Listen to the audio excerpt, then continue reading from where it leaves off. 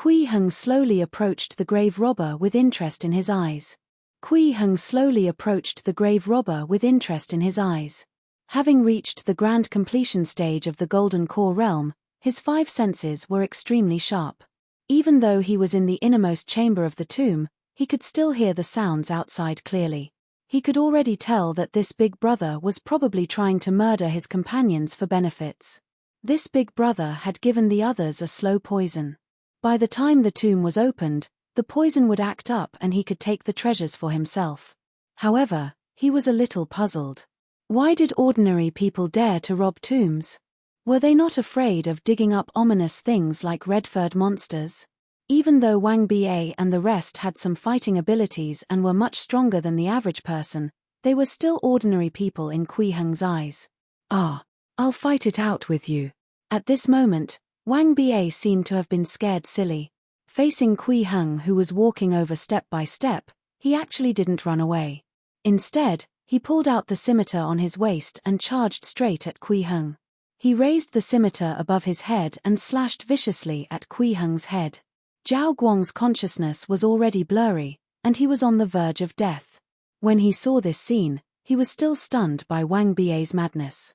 However, the scene that occurred next directly terrified him to the point of trembling, causing his consciousness to instantly become much clearer, and he was practically on the verge of recovering his consciousness. The ghost did not dodge when faced with Wang Ba's machete. Instead, he took a deep breath and exhaled. Boom! Thunderous explosions suddenly rang out in the huge tomb palace, and then a tornado actually appeared, directly sweeping Wang Ba in and instantly grinding him into powder. Not even a single piece of flesh was left. He was reduced to ashes on the spot. Zhao Guang was completely stunned. He almost thought that this was an illusion his mind had created before he died. How could there be a person in this world who could blow a living person into ashes with a single breath?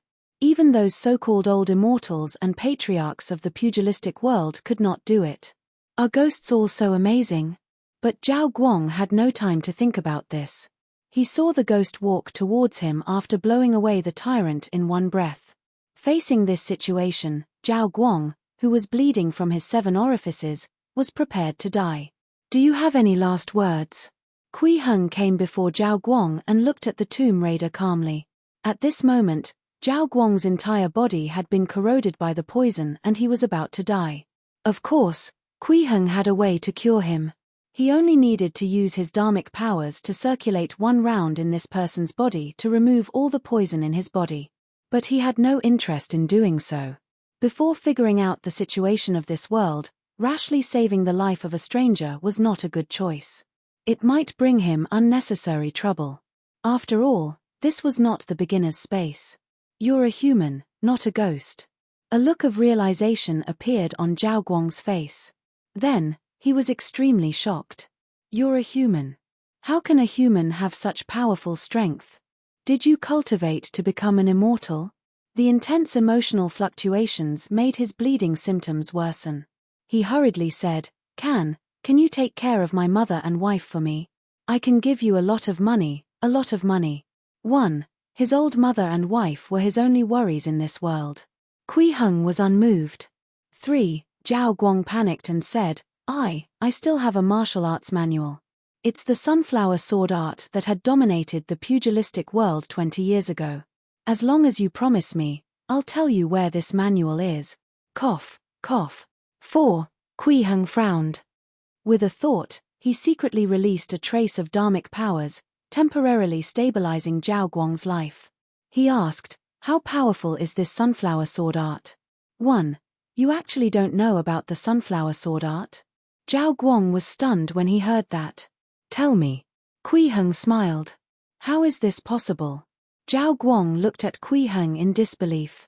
20 years ago, Lin Nantu, who was originally just a servant of an escort company, accidentally obtained the sunflower sword art and became a top-notch expert in just 3 years.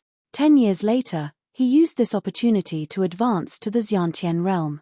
His sword light was unstoppable and even iron armor could not withstand a single strike of his sword. He once single-handedly repelled the combined forces of the sect masters of several large sects and even forced back the cavalry of hundreds of soldiers from the imperial court. From then on, he dominated the pugilistic world. 2. With Lin Nantu's exaggerated achievements, the sunflower sword art was already a world-renowned martial arts technique. 2. Later, Lin Nantu was killed and the sunflower sword art was nowhere to be found.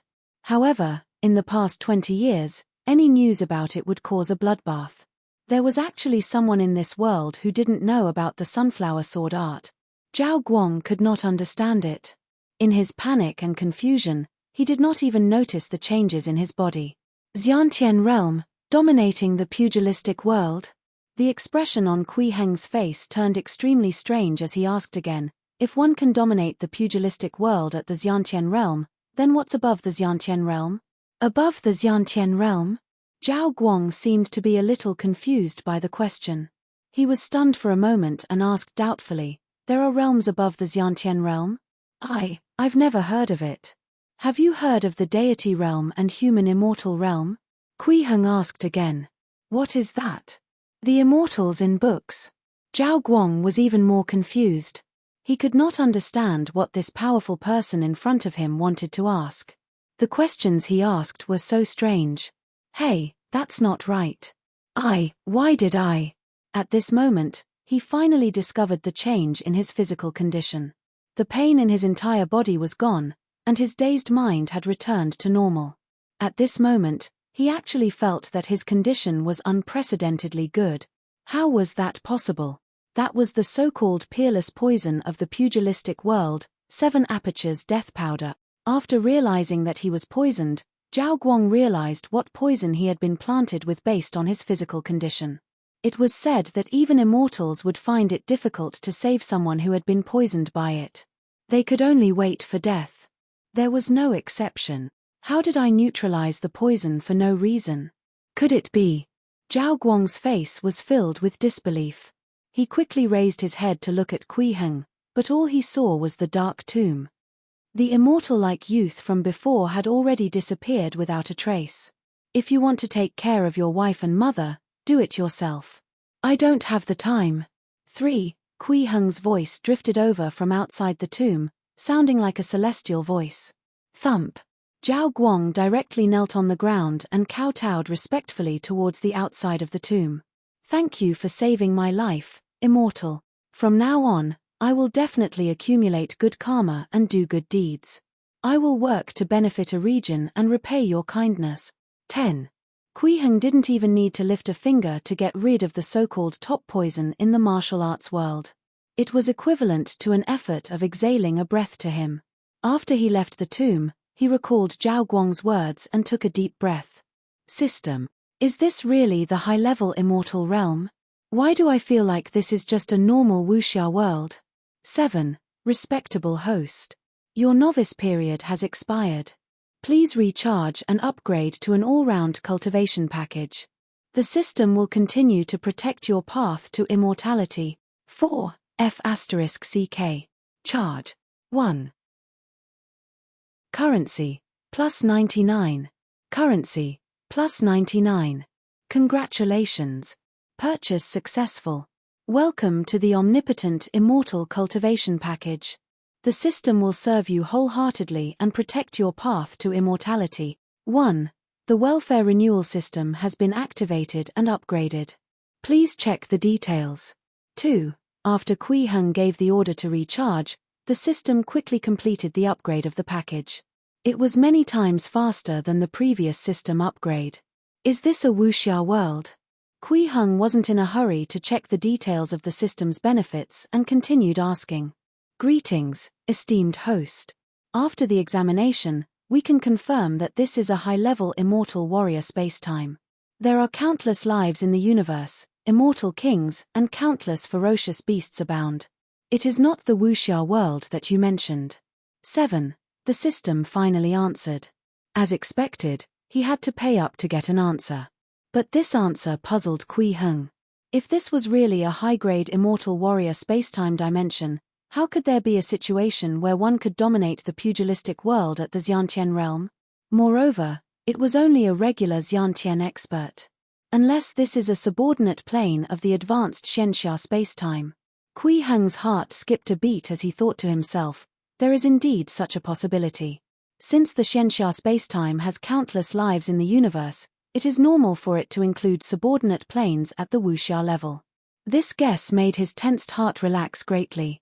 If this speculation was true, then he was an invincible existence here. In a world where he could dominate the martial arts world, there was nothing that could threaten him. However, there might be some hidden experts. Kui Heng was a cautious person, and he quickly restrained his relaxed attitude. If this place is still connected to the world Pei Qingshu and the rest are in, it means that there might be people who can threaten me. From what he knew, the heaven immortals of the 21 realms of mortal and immortal realms should be experts equivalent to the nascent soul stage, far surpassing him, a cultivator at the grand completion of the golden core realm. 2.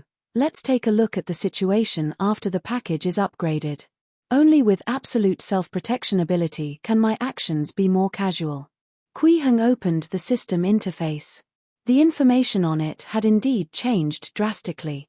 Other than the amount of currency, there were also 8 new programs that were upgraded to his novice benefits. Grotto Heaven World, an independent grotto heaven with absolute defense. It contains all the laws of the human world, blocking all external senses. You will not be harmed here. Usage price: there are 5 chances to enter the grotto heaven every month. It is for 1 day each time. The points required to enter the grotto heaven will increase gradually, from 100 points, to 1,000 points, to 10,000 points, to 100,000 points. 4. Blessed Land Dao Palace, a palace that can change its shape at will. It can be placed anywhere. It can be big or small. At most, it can cover an area of 10,000 mu. It also has various household appliances and facilities for cultivation. Usage price: 1,000 points per day. Spiritual root medicinal field: every month, it will automatically produce all kinds of crops and elixirs and immortal herbs. You can specify the crops that will be produced next month. Custom price: 1,000 points per usage.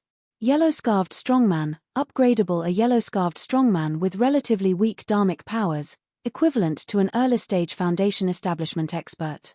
It is good at close combat and can cast relatively elementary dharma spells and will listen to you. 2. Selling price: 1,000 points. Primary grade Dao robe, a Dao robe with relatively weak dharmic powers. It is warm in the winter and cool in the summer. It can drive mosquitoes, bugs, and dust away. You can change the style of the clothes at will. It can withstand a maximum strength attack from an early stage nascent soul stage cultivator. Selling price: 100,000 points, complete version, 1,000 points, external version. After confirming the style, it cannot be changed. 2. Lease price: 100 points per second, complete version, 8. Primary grade flying sword, upgradable: a flying sword with weak dharmic powers. The minimum strength to use the flying sword requires a power level of the early stage of the foundation establishment realm. It can increase the power of any sword art by 10% and increase the speed of sword kinesis flight by 30%. It can cut through any dharmic artifacts below the golden core level. Selling price: 1,000 points. Primary grade meditation chamber, a meditation chamber with relatively weak dharmic powers. Cultivating in it can increase your cultivation speed by 30%. It can only be placed in the Blessed Land Dao Palace. 1. Usage price: 1,000 points per day. Primary grade immortal technique, a relatively weak and mystical immortal cultivation technique. You can rely on it to cultivate the complete basic cultivation stages of the novice level. Can consume currency to randomly deduce spells. Reading price: 100 points per minute. Derivation price: 100 points each time. When Kui Heng saw the contents of the segment, he was dumbfounded. His face was filled with disbelief as he gritted his teeth and said, "What the bloody?" 3. He almost cursed. Even after 300 years of cultivation, he could not maintain his composure. Especially when he saw the note, currency, 101 at the bottom corner. These items were indeed upgraded versions of the novice benefits. The effects were much better, and there were even many surprises. However, the paywalls were too severe. 5. And it even shamelessly tried to tie up the sales. Without using the Blessed Land Tao Palace, one would not be able to use the meditation chamber. This was too ridiculous. 1. The price of entering the Grotto Heaven world was even more terrifying. It would have been fine if he only needed to go in once or twice a month. It was always enough to accumulate more money. However, each time he enters, it would actually increase the cost by 10 times. By the 5th time, the fee was exaggerated to 1 million. There was actually an option to sell skin. 4. This was crazy. Thankfully, the price of the yellow-scarved strongman and primary grade flying sword is not considered expensive. The price for reading the immortal technique is also acceptable. I can even derive Dharma spells from it. This is a good thing. Kui Heng consoled himself in his heart. Furthermore, I can enter the Grotto Heaven for a day at any time. I finally have the ability to protect myself.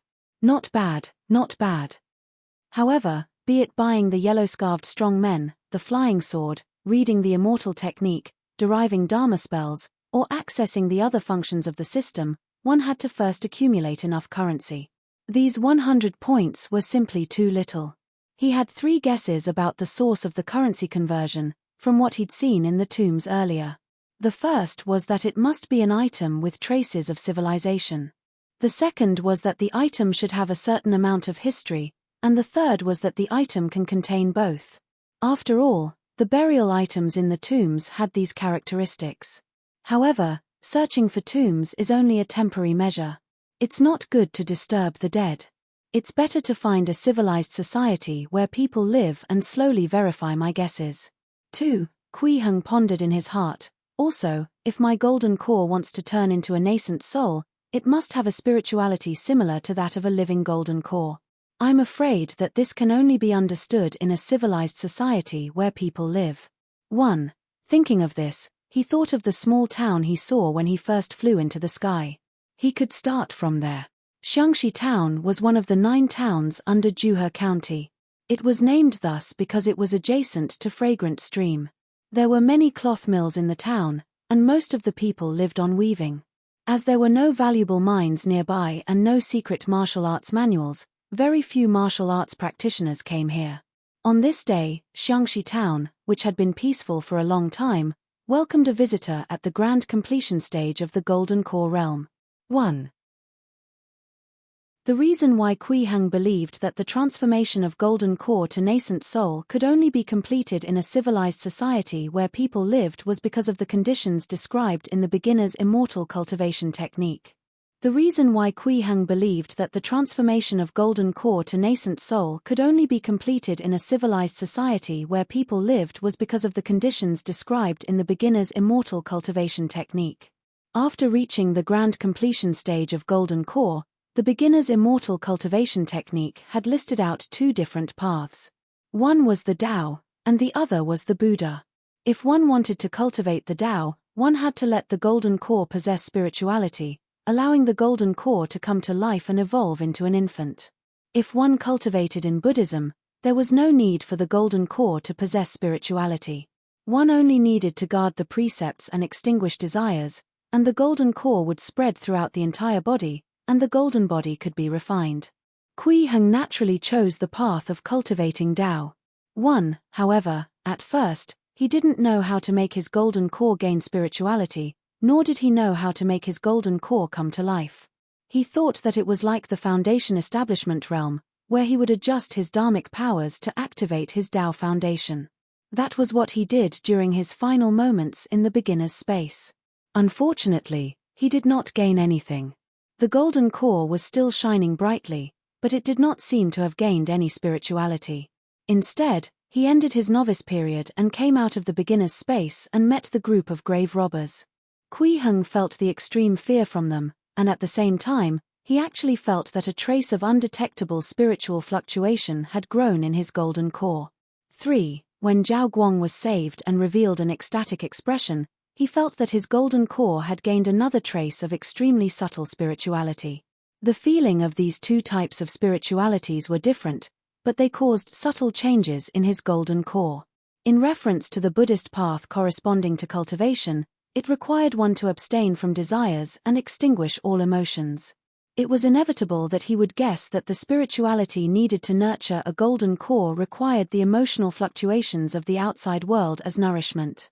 If Buddhism was to guard the 7 precepts and extinguish all desires, attaining the golden nirvana body, then cultivation was to enter the world and comprehend the 7 emotions and 6 desires, nurturing a nascent soul?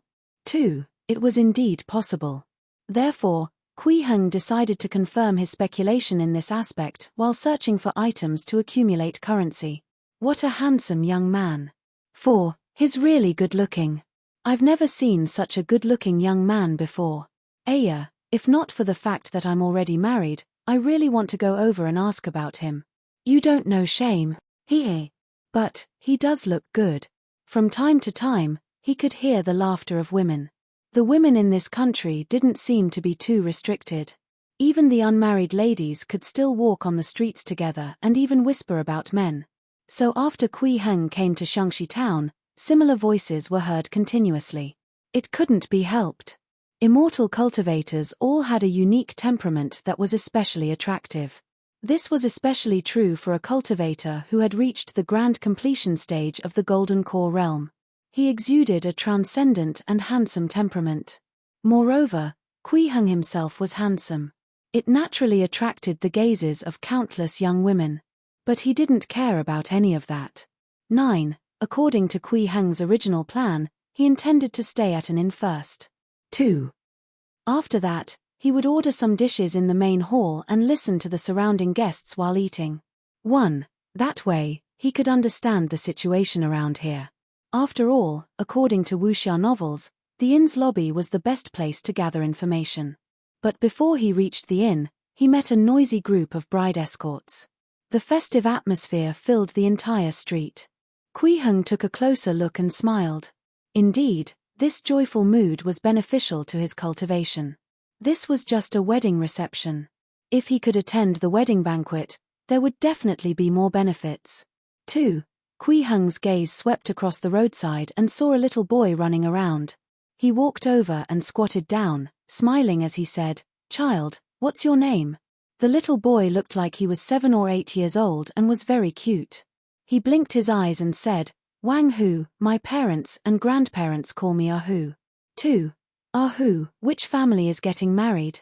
Kui Heng took out a red tomato from his sleeve and smiled. "Tell me and I'll give you this fruit." 5. It smells so good. Ahu's eyes lit up. He stared at the tomato in Kui Heng's hand and nodded. This is the Li family's young master from the north of town getting married. Their house is huge. It's the biggest house in the north of town. This tomato was something that Pei Qingshu treated as a vermilion fruit. It contained a certain amount of spiritual energy and was extremely attractive to children with sensitive senses. 5. Here you go. Kui Heng threw the tomato to the little boy and walked towards the north of the town. "Thank you." Ahu was very polite. After receiving the tomato, he bowed to Kui Heng and thanked him.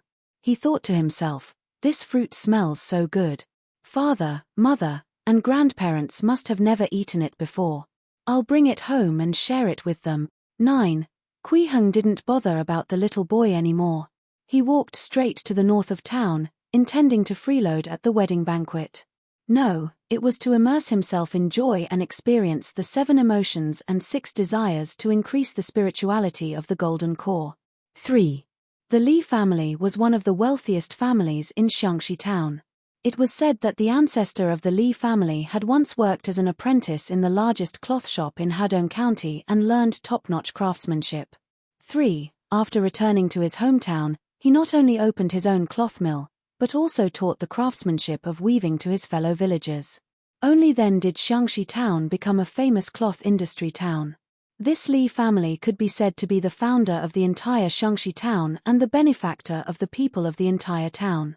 Although more than 100 years had passed and the Li family had declined compared to their ancestors' time, they were still loved and respected in town. Hence, on this day of the Li family's young master's wedding, there was an endless stream of people going to attend the banquet, almost filling up the streets in front of the Li family. The Li family did not reject anyone. As long as they gave a token congratulatory gift, they could attend the wedding. In any case, they had a rich family background, so they weren't afraid of being bankrupt by a mere banquet. They just wanted to celebrate with more people. Kui Heng was mixed in with the crowd. When he saw the congratulatory gifts from the people in front, he almost burst out laughing. Some gave eggs, some rice, and even stones could be found among the gifts. There were all kinds. When it was Kui Heng's turn, he took out another tomato and placed it in the gift tray before going in for the wedding. 5. This joyous scene caused Kui Heng to be unable to help but sigh with emotion. He hadn't seen such a lively scene in the beginner's space for 300 years. Groom and bride, bow to heaven and earth. 1. A loud shout could be heard from the front. The bride and groom had finally come out and were preparing to pay their respects. Although Kui Heng sat at the back, with his cultivation, he could clearly see the bride and groom's movements. He could clearly feel the joy of the groom receiving his bride. Her! But at this moment, he suddenly exclaimed. Kui Heng noticed that the bride's footsteps were a little hesitant, giving off a feeling of reluctance. Unwilling? Could it be that melodramatic? Kui Heng raised an eyebrow. Bang! At this moment, the sound of someone kicking the door could be heard from outside. The joyous atmosphere instantly turned silent. 4. The sudden sound of a door being kicked interrupted the festive wedding banquet. The bride and groom, who were about to bow to the heavens and earth, froze. The sudden sound of a door being kicked interrupted the festive wedding banquet. The bride and groom, who were about to bow to the heavens and earth, froze. All the guests looked outside in confusion. What was going on? The Li family was a big family in Xiangxi town. They were highly respected and adored by the masses. Who would come to stir up trouble at this time? Kui Heng also turned around to look. Ayo, this is really a joyous occasion. At this moment, there was a cold shout from outside. He saw a middle-aged man, who was not more than 5 feet tall, wearing a flowery cloth shirt and had a long face with monkey-like cheeks, walk in with a swagger. Behind him were 3 burly men. Lord Li, why didn't you invite us to such a lively wedding banquet? This guy didn't treat himself as an outsider at all. He actually casually picked up a wine pot from the dining table and poured it into his mouth, then, pa! He suddenly smashed the wine pot onto the ground, shattering it into pieces. He raised his head slightly and looked at an old man sitting in the wedding hall with a mocking gaze. He coldly snorted, "What do you mean, old Li? Are you looking down on us?" He was obviously here to cause trouble. Monkey 3? What is he doing here? He even dares to cause a ruckus at Lord Li's family's wedding banquet. He must be crazy. Where did this loser recruit so many helpers from? It was clear that this person's reputation in Xiangxi town was not small. As soon as they arrived, many guests began to whisper among themselves. Kui Heng lowered his voice and asked a guest by his side, "Who is this person? Why is he so arrogant? This young master is..." The guest didn't know Kui Heng, and he was just about to ask when he was stunned by Kui Heng's handsome appearance and said in a low voice, "Young master is obviously not an ordinary person, but don't offend that scoundrel. This person's surname is Hu. His parents died when he was 3 years old. He had no upbringing and had no name. He grew up as a beggar gangster in the marketplace. Later on, he got the nickname Monkey 3. Usually, he likes to ruin other people's business to extort money. Poor old Master Li. Nothing good will come out of being pestered by this scoundrel. It's still because old Master Li didn't learn his ancestors' sword art. Otherwise, even if this tramp had 18 guts, he wouldn't dare to come and cause trouble. 1. What was causing trouble? It was about crying at wedding banquets, making jokes at funerals, scattering joss paper during the opening of shops, and so on. It was not something that a human could do. This Monkey 3 did everything. It was to extort money. If you don't pay, I'll go and make a scene. It didn't matter even if he was beaten up. As long as he didn't die, he would continue extorting money. 1. Monkey 3 relied on this to survive. Later on, he even used Juhe County's dojo to curry favor with the Iron Spear sect, becoming a lackey of an Iron Spear sect disciple. No one wanted to provoke him even more. Thus, most of the families in Xiangxi town would send some money to Monkey 3 before they organized important events. This was to prevent him from causing trouble. Monkey 3, what are you doing? The old master of the Li family in the wedding hall could not sit still anymore. He stood up, pointed at Monkey 3, and roared, "Didn't I give you 500 taels of silver?" Hiss, hiss. The guests gasped. 500 taels. Although the cloth industry in Xiangxi town was flourishing, it was still a town after all. Many shops did not even earn 500 taels a year. Monkey 3, this son of a B***tch, actually managed to get 500 taels from old Master Li through extortion. Aren't you going to behave yourself after taking the money? Old Master Li gritted his teeth and said. He was at an old age, and he had only begot this son when he was almost 40 years old. Now, he was almost 60 years old and finally saw his son getting married. It could be said that one of his wishes had been fulfilled. Initially, old Master Li was sitting in the wedding hall and fantasizing about his grandson's life in the future. The more he thought about it, the more beautiful it felt. He didn't expect that the occasion would be ruined by Monkey 3. What 500 taels? F***CKU. Monkey 3 smiled slyly. You only gave a mere 500 taels. Give this daddy another 500, otherwise. Before he could finish speaking, he fell to his knees with a plop and started crying. Oh my poor old mother. You died so tragically. Boo-hoo. He blew his nose as he cried, and his hands were shaking everywhere. His tears and snot were either thrown onto the guests' clothes or into the banquet's dishes. This made all the guests look disgusted. Wailing at a wedding banquet. Then what were they here for? Were they all here for a funeral? It was too disgusting. Old Master Li was so angry that his whole body was trembling. He pointed at Monkey 3 and was speechless. Young Master Li Cheng, the groom, was even more furious. He stepped forward and shielded the bride behind him. Pointing at Monkey 3, he roared, "Someone, come quickly, beat him up, beat him up." The Li family was a big family in Xiangxi town after all. They had dozens of servants. As the eldest young master, Li Cheng called out and immediately, more than 20 servants rushed out and surrounded the wailing Monkey 3. These servants were all holding sticks in their hands as they smashed towards Monkey 3. But at this moment, the 3 strong men behind Monkey 3 moved. Their movements were extremely fast and their strength was extremely great. They actually managed to send the over 20 club-wielding servants flying with a raise of their hands. Thud, thud. More than 20 people were knocked unconscious and piled up together. There was dead silence. All of the guests were flabbergasted, and their faces were filled with disbelief. Even Li Cheng, who had been roaring earlier, had his mouth agape as he watched this scene in disbelief. Those were more than 20 robust servants that were holding clubs, and they were all good guards. Yet, they were actually beaten unconscious by these 3 burly men as if they were little chickens. How was that possible? At this moment, Monkey 3 stopped crying and stood up. Not a single tear was left on his face. He looked around and finally stopped at Li Cheng. He sneered and said, "What's wrong? You eggless thing, are you scared just like that? What a dog-like thing. Trash. Do you want me to help you F***ck your bride for you? Ha ha ha ha. What did you say?" Li Cheng gritted his teeth, his eyes filled with anger. He wished he could kill Monkey 3 right now. The bride seemed a little afraid as she grabbed Li Cheng's clothes tightly from behind. At this moment, Kui Heng was sizing up those 3 robust men, and he sensed a familiar aura from them. Spiritual energy. These 3 people have martial arts, and their characteristics are almost identical to the chi-sensing realm of the mortal realm. Kui Heng thought to himself, could this place really be related to Pei Qingshu's world?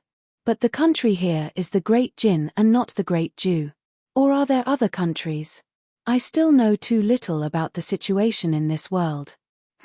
This Li family is a big local family. They often interact with foreign merchants, so they should be quite well informed. I can ask them about the situation. It was naturally not good to ask around for information for no reason, but now, there was an excuse. Kui Heng looked at the arrogant Monkey 3. Monkey 3 had already ignored Li Cheng at this point. At this moment, he focused his attention on the place where the congratulatory gifts were placed. With a sweep of his gaze, he saw a bright red and tender fruit. It was the tomato given by Kui Heng. What kind of fruit is this? Why haven't I seen it before? Monkey 3 picked up the tomato and gestured at Li Cheng and Old Master Li. Then, he threw it to the ground and turned it into a pile of mush. 2. He pointed at the mush on the ground and laughed loudly at Li Cheng. Look, look, doesn't it look like your wife's virgin stain? Ha ha ha ha. I'll kill you. Li Cheng roared and wanted to rush down, but the bride held him back. If you leave now, you can still live. Kui Heng spoke. Even if he didn't intend to inquire about the news with the Li clan, he was disgusted by Monkey 3.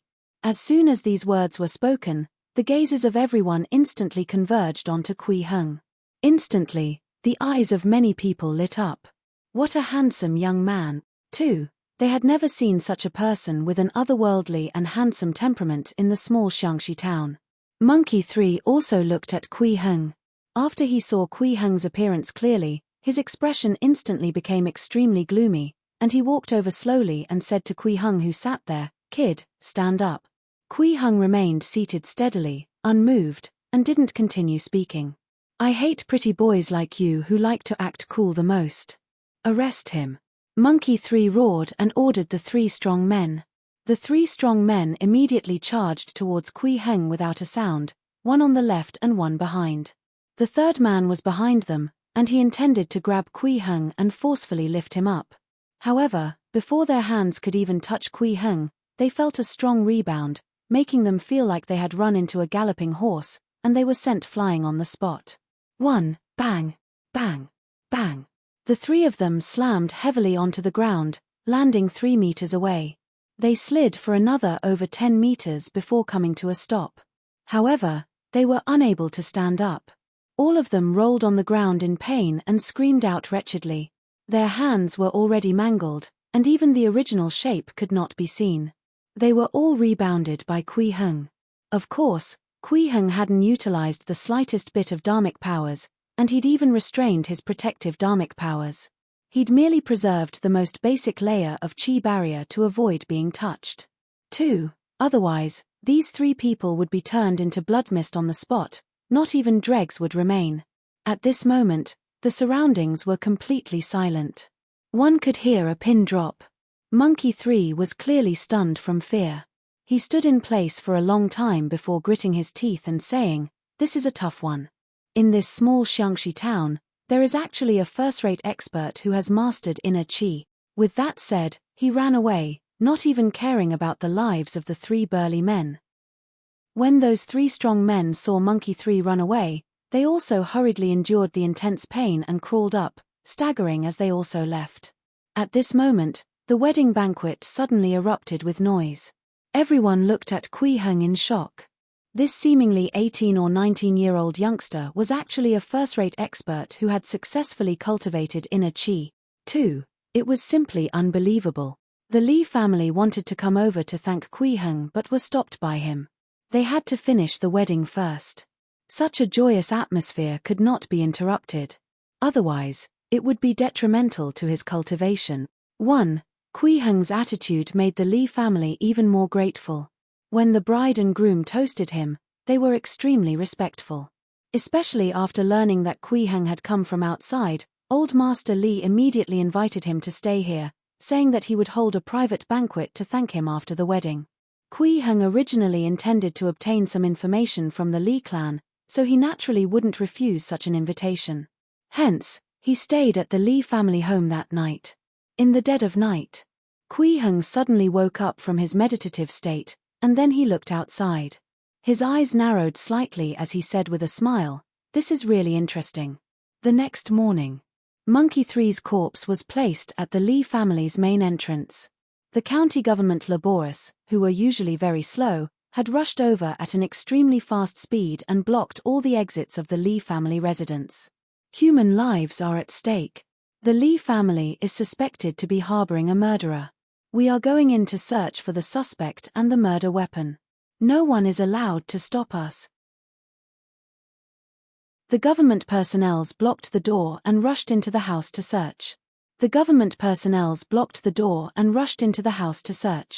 Kui Heng had just come out of the guest room. He was not surprised to see the government personnel storming around to search. Last night, after the wedding banquet ended, Kui Heng went to look for Old Master Li to find out more about this world. The name of this country was the Great Jin, and it had existed for more than 200 years. It was the 11th year of Emperor Shaokang. 2. There were governors who ruled a region and there were county governors who rebelled. The world was plagued with military disasters and the people were in dire straits.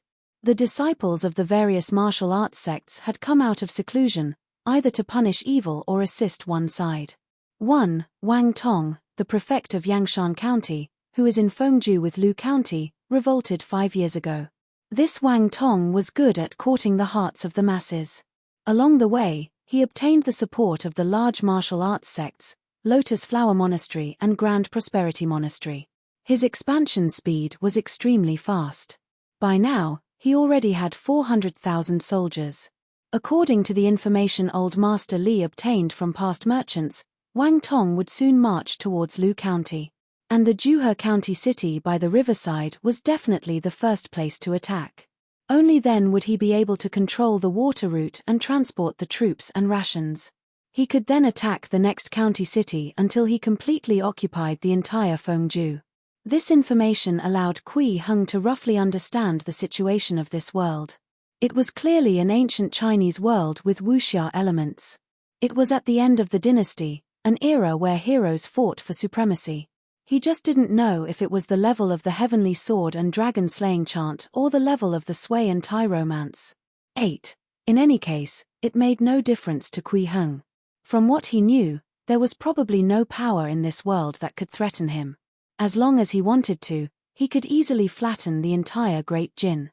However, Kui Heng did not intend to kill everyone and suppress the world. That would do him no good. This would add obstacles to his comprehension of the 7 emotions and 6 desires of the human world. However, he still had to take care of the Li family's situation this time. After all, he had just asked Old Master Li many questions. Furthermore, it was obvious that the Li family had been plotted against from the start. When Kui Heng woke up last night, he realized that someone had deliberately left Monkey 3's body outside the Li family's house. The government personnel had already begun to gather at dawn. Everything was prepared. The reason why he did not stop them was because he wanted to treat the root of the problem. It wasn't just treating the symptoms. 1. As for how to manage it. It was actually very simple. In the Li family's residence, dozens of government personnel entered one after another.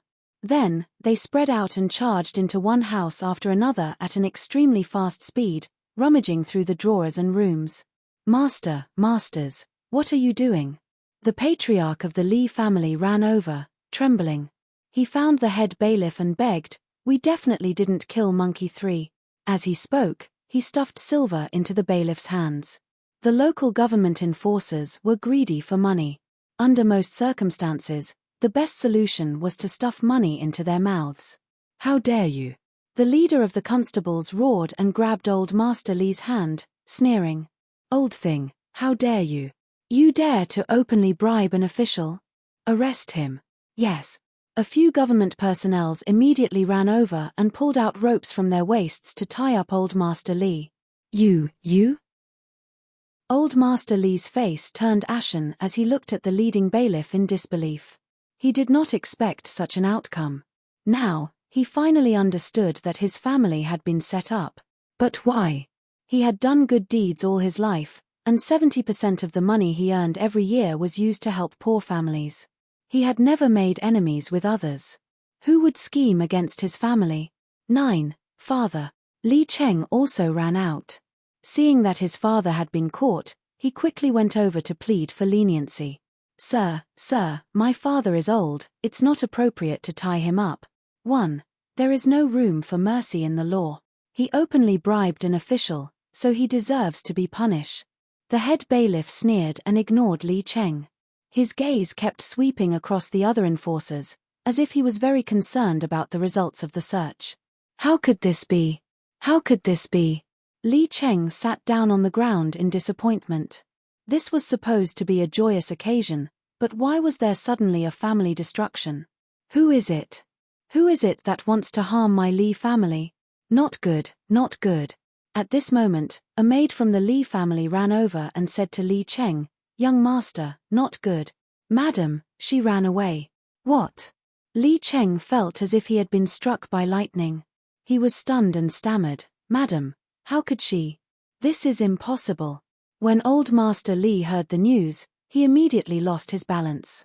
His eyes rolled back and he almost fainted.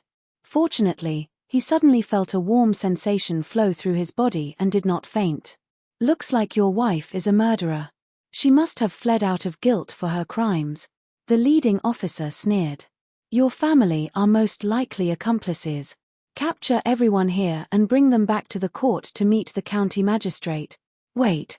At this moment, Kui Heng walked over and stopped the government enforcers who were about to arrest people. "You're that top-notch expert from the Li family's banquet?" The head bailiff saw that Kui Heng was not afraid at all, and still maintained his high and mighty demeanor. "Did you say wait just now because you wanted to stop me from investigating the case?" "Of course not." Kui Heng smiled and said, "I just wanted to tell you something." "Speak." The head bailiff said coldly. "Monkey 3 was killed by me, it has nothing to do with anyone else." Kui Heng was still smiling. What? The head government enforcer was stunned. Then, he grinned. "Haha, good. Interesting. Since you dare to surrender yourself, I'll let them off. Untie them." Only then did they let old Master Li and Li Cheng free from the rope. Both of them looked at Kui Heng with deep gratitude. Even though they didn't know why Kui Heng stood up to plead guilty, this undoubtedly saved the entire Li family's life. "It's time to tie me up." Kui Heng stretched out his hands. "How bold."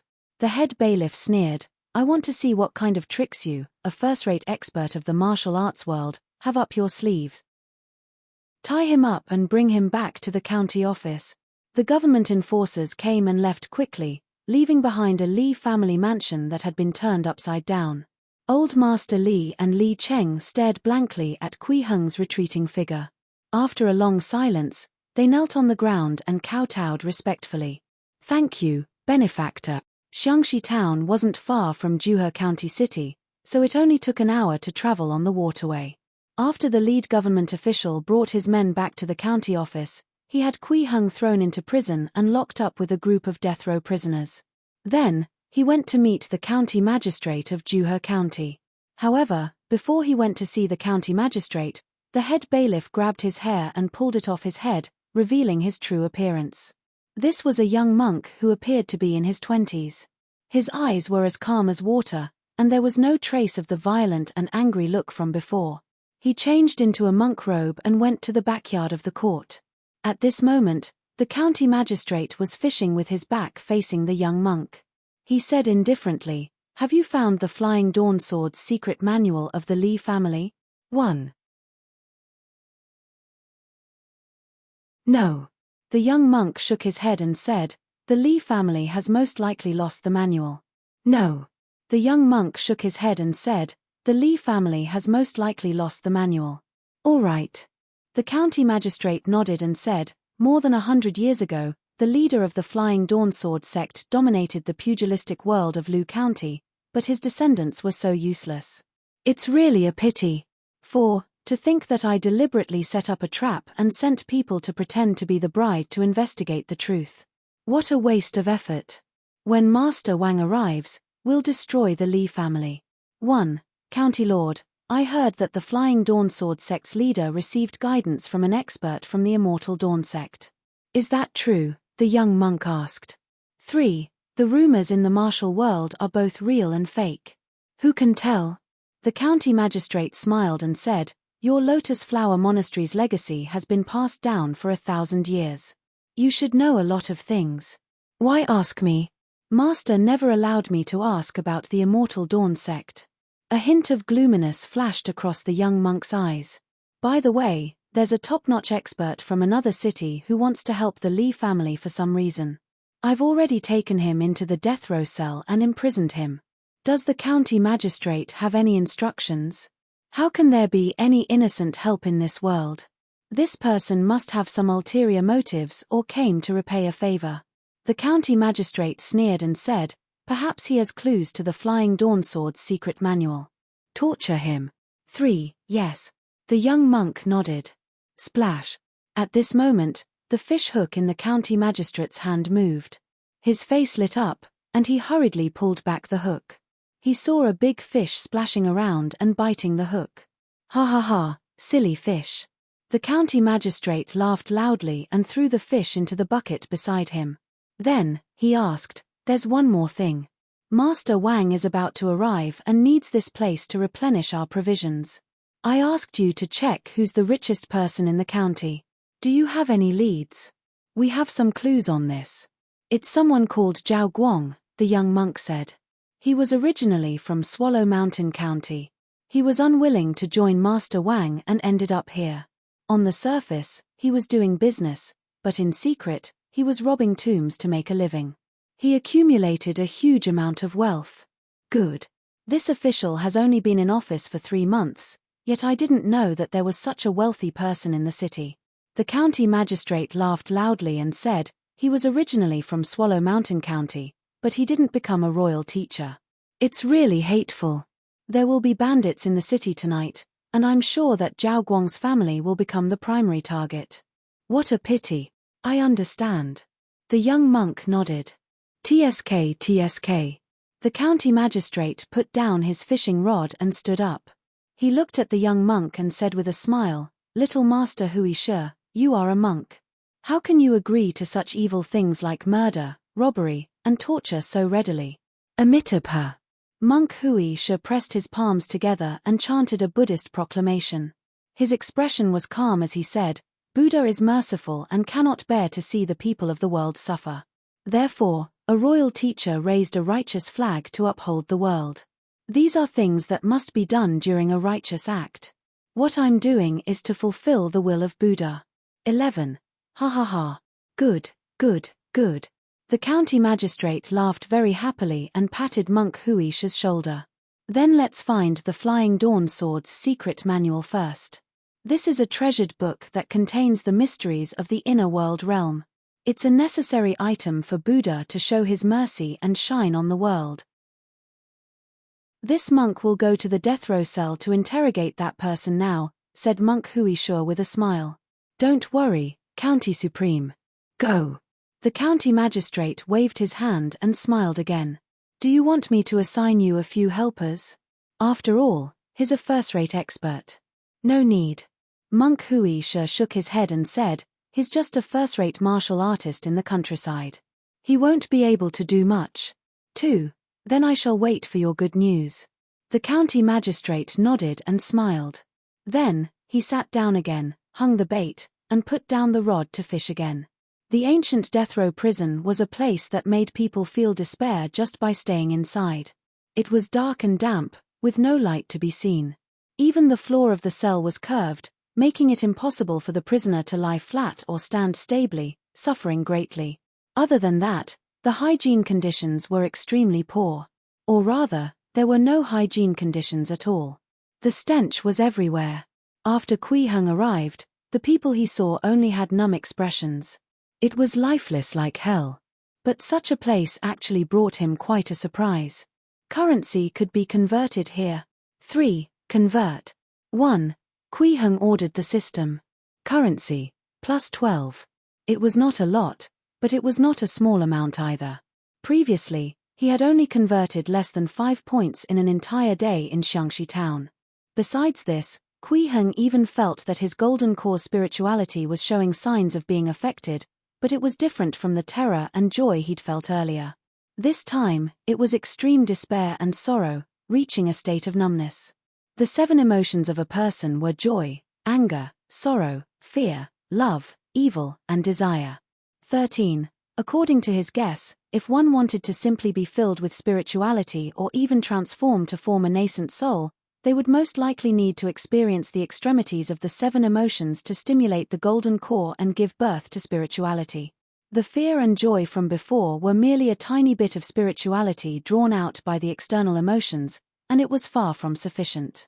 But in this death prison, the sorrow of despair was almost dense to the point of materializing. Kui Heng clearly felt that the spirituality of his golden core had increased quite a bit. In terms of numbers, the previous fear level might have only been 0. 001, the joy might have been 0. 005, and the sorrow in this death cell was at least 0. 1, 3. However, this could only be considered a small amount of nurturing in the end, and it was utterly unable to stimulate the true birth of spirituality. Great joy, great anger, great sorrow, great fear, great love, great evil, great desire. This should be the key node for a golden core to develop spirituality. But such extreme emotions are probably hard to find in the world. 3. Kui Heng thought in his heart, and he gained a few more comprehensions towards his future path of cultivation. Young man, why are you here? At this moment, an old man from Kui Heng's neighboring cell suddenly asked. This old man looked to be in his 60s or 70s. His clothes were ragged, his hair was disheveled, and his face was dirty. His hands and feet were bound by chains as thick as a finger. He was clearly a serious criminal. I turned myself in for murder. Kui Heng smiled and looked at the old man. What about you, old man? I exterminated my master's family and killed 31 people. The old man grinned as if he was talking about something extremely normal. Suddenly, he changed the topic and said, I have a martial skill here that will guarantee you to become the best in the pugilistic world. Do you want to learn it?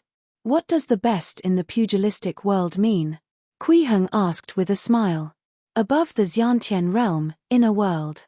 Endless growth, pinnacle of the pugilistic world. The old man's eyes stared fixedly at Kui Heng. Now that the world is in chaos, heroes are vying for supremacy. If you can reach the peak of the pugilistic world, then with a wave of your arm, you might be able to conquer an area and split the land to become a king, or establish a sect and become a venerable ancestor. Clang. Suddenly, there was the sound of chains clinking against the prison door. A prison guard walked in. The prison guard looked at the old man disdainfully and said with a cold smile, Old Zhong, are you promoting that bullshit immortal mist secret manual of yours again? If you really can become the best in the martial world, why are you locked up here? It's all bullshit. Humph humph, you guys don't understand at all. This martial skill was stolen from the Immortal Dawn sect at the risk of my life 50 years ago. That old man had an expression of you guys don't know what's good. 1. You're really persistent, to still be promoting that stuff in the death row prison for 20 years. The prison guard ridiculed before he opened the door to Kui Heng's prison, and then he shouted with a grim voice. Kid, get the fuck out here. Our boss wants to see you. 3. However, Kui Heng seemed as if he hadn't heard anything, and his gaze stared at the old man as he said in a low voice, You said the Immortal Dawn sect earlier. What kind of immortal is it? Young man, your words are really strange. The old man chuckled and said, Is there a need to ask? Of course it's referring to a real immortal. Even though the mountain has been sealed for 100 years, it's still the #1 sect in the pugilistic world, the Immortal Dawn sect. 1. Kid, are you deaf? When the jailer saw that he'd been disregarded, he felt extremely humiliated, and he directly charged over with the intention of raising his hand to slap Kui Heng. Kui Heng turned around and glanced indifferently at the prison guard. The guard flew backward and slammed into the wall of the cell, where he passed out. The other prison guards noticed the commotion and came over to take a look. They immediately shouted, Someone wants to break out of prison. Guards, come quickly. The entire prison became noisy. Kui Heng turned a deaf ear to all of this, and then he turned around to look at the old man and said, Tell me about the Immortal Dawn sect. The old man was stunned. He looked outside and then at Kui Heng. He swallowed a mouthful of saliva and forced a smile, but it was uglier than crying. Sure. The old man's attitude was obviously not as casual as before. He actually wiped his dirty face and said seriously, If we're talking about the Immortal Dawn sect, we have to start from perfected Wuxia who suddenly appeared 200 years ago. Kid, are you trying to break out of prison? I think you're tired of living. Do you know where this is? At this moment, a group of prison guards rushed over and interrupted the old man. Noisy. 1. Kui Heng frowned slightly. With a wave of his hand, these over 10 prison guards smashed through the wall on the spot and flew out. At the same time, he shot out a strand of dharmic power from afar, causing the dungeon passageway to collapse. Since the roads were sealed, no one would disturb them. The loud noise woke up all the death row prisoners. They looked at the tunnel that had collapsed from the shockwave, and then looked at Kui Heng. They were dumbstruck, and all of them seemed as if they'd seen a ghost. What a joke! How did such an expert get captured? King Hell. The old man was so frightened that he cried out in alarm. He shrank back and looked at Kui Heng in disbelief. His voice trembled as he said, Grandmaster? No, even a Grandmaster can't destroy a tunnel made of limestone from 40 to 50 feet away. This is a supreme Grandmaster. Continue. Kui Heng still had a carefree expression as if nothing had happened earlier. All right, I'll speak. The old man hurriedly nodded, his attitude becoming extremely respectful. 200 years ago, the Great Jin was founded not long ago. After this old man's explanation, Kui Heng had a rough understanding of the Immortal Dawn sect. About 200 years ago, not long after the Great Jin was founded, the world was in turmoil. It was the time when heroes emerged in large numbers and new sects were established continuously.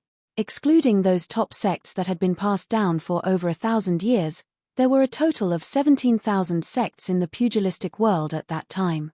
They were scattered throughout the various counties and provinces of the Great Jin. At the beginning of the founding of the country, there were only 241 counties in the 13 states and 2,969 provinces. 3. On average, a county could have over 70 sects and a county could have 5 or 6 sects. 6. These sects fought with each other, comparing strengths and territories. The degree of chaos could be imagined. The imperial court watched on from the sidelines as the great clans and sects swept through the snow in front of their doors without any intention of interfering. This caused countless commoners to suffer in silence, and in turn, more gangs and sects were born. Until someone appeared out of nowhere. Her real name was unknown, and she only called herself Wuxia. She was a young girl who looked to be only 18 or 19 years old. Her appearance was extremely beautiful, but her strength was frighteningly high. 6. When Wuxia first appeared in the pugilistic world, she had already revealed her extremely powerful strength. In a short 1 month, she single-handedly wiped out 139 sects in Hudong County. From then on, her name shook the world. Ever since then, Wuxia began to truly roam the martial world. Anyone who committed evil would definitely not be able to escape if she met them. Those who were oppressed for no reason would at least receive help if they met her. Doing things like this would inevitably provoke important figures. 3 years after her debut, she had personally killed a profligate son who had robbed a commoner girl. Unexpectedly, he was the son of the Tsangshuan sect's sect master. 5. The Tsangshuan sect had a history of 1,000 years. It was known for its spear techniques, saber techniques, and palm techniques. The founder of the sect was said to be a land deity. His heritage was deep and his background's foundation was very strong. He had already experienced 6 dynasties in his lifetime. The death of the sect master's son immediately drew the wrath of the Tsangshuan sect. Many disciples came out to chase after Wuxia, but were all killed by her sword without exception. In the end, even a Grandmaster Elder was no match for her. After 3 months of being hunted down, Wuxia ascended the Tsangshuan mountain alone. A single person and a sword, she completely destroyed the entire Tsangshuan sect. Even the top martial arts practitioners of the Tsangshuan sect, who had lived in seclusion for many years and no longer cared about worldly affairs, were unable to escape a single blow from Wuxia's sword. It was rumored that the Immortal Dawn sword was like a multicolored light that filled the sky with rainbows. It was extremely beautiful, yet there was nowhere to hide, and it didn't seem like a sword technique that could exist in the mortal world at all. Since then, the Tsangshuan sect had been ordered to disband on the spot, while Wuxia took the opportunity to establish her own sect on Tsangshuan Mountain. It was called the Immortal Dawn sect. Because she liked to wear daoist robes, and her immortal aura fluttered about, her temperament extraordinary, the people of the world called her Perfected Wuxia. Under the prestige of Perfected Wuxia, The Immortal Dawn sect rapidly expanded and continuously sent disciples to wipe out those small sects that often caused chaos and pacified the world. In a short few decades, the Immortal Dawn sect became the world's strongest sect. Even those top sects with over 1,000 years of heritage could only be ranked below the Immortal Dawn sect. There were even rumors that perfected Hengxia's martial arts had reached the level of a land deity. It was unfathomable and invincible. There were even many citizens who spontaneously built Daoist Hengxia's temple and worshipped her as a deity. Such might and fame could be said to be at the peak of perfection. It was unprecedented in the past thousands of years. However, 100 years ago, for some unknown reason, the Immortal Dawn sect suddenly declared the mountain to be sealed. Occasionally, a few disciples would descend the mountain. However, they all kept a low profile and never made any public appearances. Furthermore, they would quickly return to the mountain after that. There was no more news of perfected Hengxia. Perfected Hengxia hasn't shown her face since the Immortal Dawn sect sealed the mountain 100 years ago. Kui Heng frowned slightly. He could more or less confirm now that this so-called perfected Hengxia should be Jiang Chichi who had mastered the immortal sword art. 1. Whether it was the characteristics of her martial arts skills or her style of doing things, everything matched. I've never heard of it. The old man shook his head and said, rumor has it that since 100 years ago, perfected Hengxia seemed to have vanished into thin air and never showed her face again. Some also said that perfected Hengxia had already passed away in meditation. She passed away from old age. Kui Heng shook his head lightly and said in a low voice, are there any rumors about the reason why the Immortal Dawn sect sealed the mountain? When he was composing the Immortal Dawn sword art, he had combined a lot of immortal cultivation concepts, so the lifespan extension function was definitely not bad. Even if she only cultivated it to the 9th layer of the Qi refinement stage, she could still live for more than 200 years. A mere 100 years was not enough time for her to pass away. There are a lot of rumors about this. The old man thought for a while and said, some say that it's because perfected Hengxia passed away in meditation, and the Immortal Dawn sect is worried about being besieged by various large sects and aristocratic families. There were also those who said that the Great Jin Imperial Court did not allow such a powerful sect to exist, so they joined forces with the top sects and great clans to force the Immortal Dawn sect to seal off the mountain. There were also those who said that the Immortal Dawn sect wanted to pursue the path of immortal ascension and sealed off the mountain to cultivate. In short, there are all sorts of different opinions. There are no accurate explanations. You said you had a secret manual that was stolen from the sect 50 years ago? Kui Heng asked again. This. I was bragging. How would the old man still dare to lie at this time? He hurriedly explained, after the Immortal Dawn sect sealed the mountain, there would occasionally be disciples leaving the mountain, but they would return very quickly. Before returning to the mountain, some disciples will compile their own sword techniques into secret manuals and leave them at the foot of the mountain. This is the kind of secret manual that I obtained. It can be cultivated to the Xiantian realm. In order to steal the secret manual, my master and fellow disciples killed my parents. So when my martial arts skills became good enough, I exterminated his entire family. As he finished speaking, the old man's face was filled with killing intent. However, he quickly noticed what kind of expert was sitting in front of him. He hastily restrained his emotions and lowered his head, laughing awkwardly. You can't even sell such secret manuals in prison? Kui Heng chuckled. I just wanted to fool people. How could I teach for real?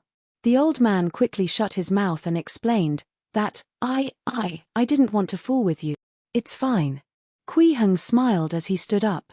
If it wasn't for your teasing words, I wouldn't have noticed the Immortal Dawn sect. A guest has arrived. What a reckless fool, to actually dare to destroy the dungeon. At this moment, a cold voice came from the depths of the prison. It was the young monk who had disguised himself as a bailiff and came in from another entrance. He arrived here in next to no time, and he actually directly disregarded the collapsed passageway as he stared at Kui Heng with an extremely gloomy gaze. Speak, how do you want to die? 4. After Monk Hui should disguised himself as a bailiff, he really seemed to have become a bailiff who bullied the weak and feared the strong. His attitude was extremely arrogant. After monk Wuxia disguised himself as a bailiff, he really seemed to have become a bailiff who bullied the weak and feared the strong. His attitude was extremely arrogant.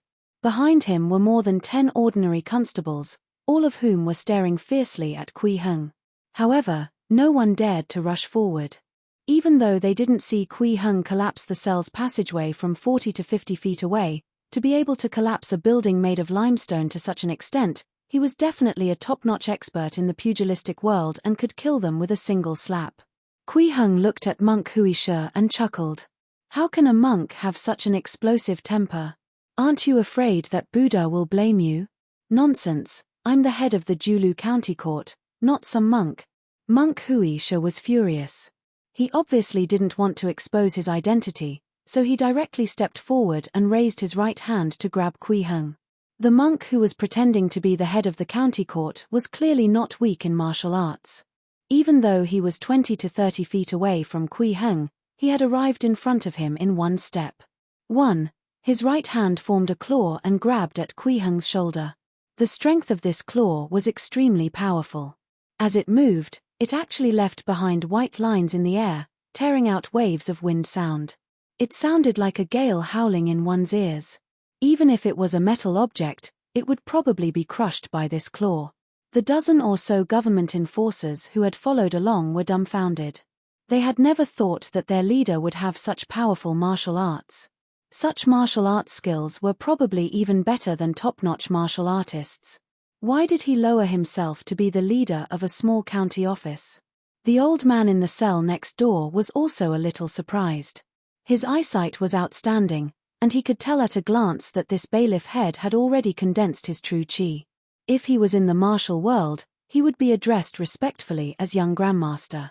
It's a pity that this fellow doesn't know that the tunnel to the dungeon collapsed at a distance of 40 to 50 feet. The old man sneered in his heart. In his opinion, the bailiff head was obviously seeking his own death. 1. It was not too difficult to collapse a dungeon passage made of limestone. As long as one stepped into the marrow's purification realm, inner chi would naturally form. It was considered as first-rate strength in the pugilistic world. Experts at this level could rely on the power of inner chi to shatter a millstone-sized limestone with a single slap. However, Wuxia had directly collapsed the dungeon passage from 40 to 50 feet away. 1. This was far beyond the level of a first-rate expert or even a grandmaster. Perhaps only a grandmaster who had fully stepped through the profound gate realm and started to sense his inner world could do this. If monk Wuxia knew this, he would definitely not act so rashly. Unfortunately, he did not see that scene at all. 1. In the blink of an eye, monk Wuxia's attack approached Wuxia's shoulder. His gaze was ruthless as he wanted to cripple Wuxia's arm. The martial technique used by this claw was one of the 81 ultimate moves of Lotus Flower Monastery, the dragon claw capturing hand. While concealing the origins of his martial arts, he'd also restrained most of his power. He was best at capturing and dislocating human bones.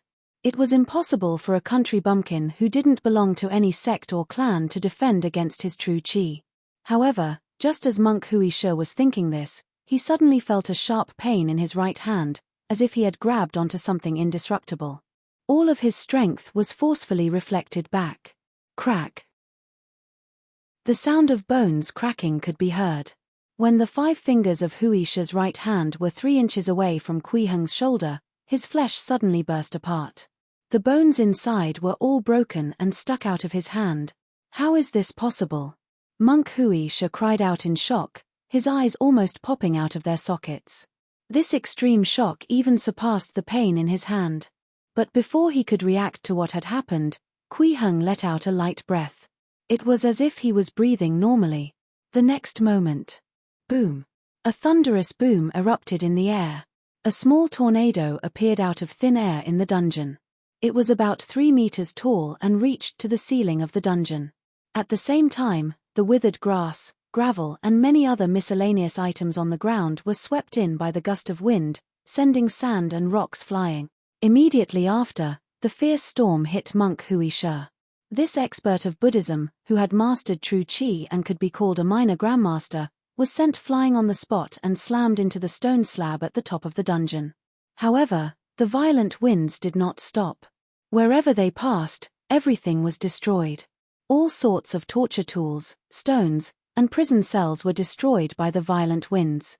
When the group of government enforcers saw this, they ran away as though they had seen a ghost. However, how could their speed catch up to the gales? They were like pieces of paper in a storm. They were all swept up and thrown in all directions, their fates unknown. 2. Boom. Suddenly, another loud bang was heard.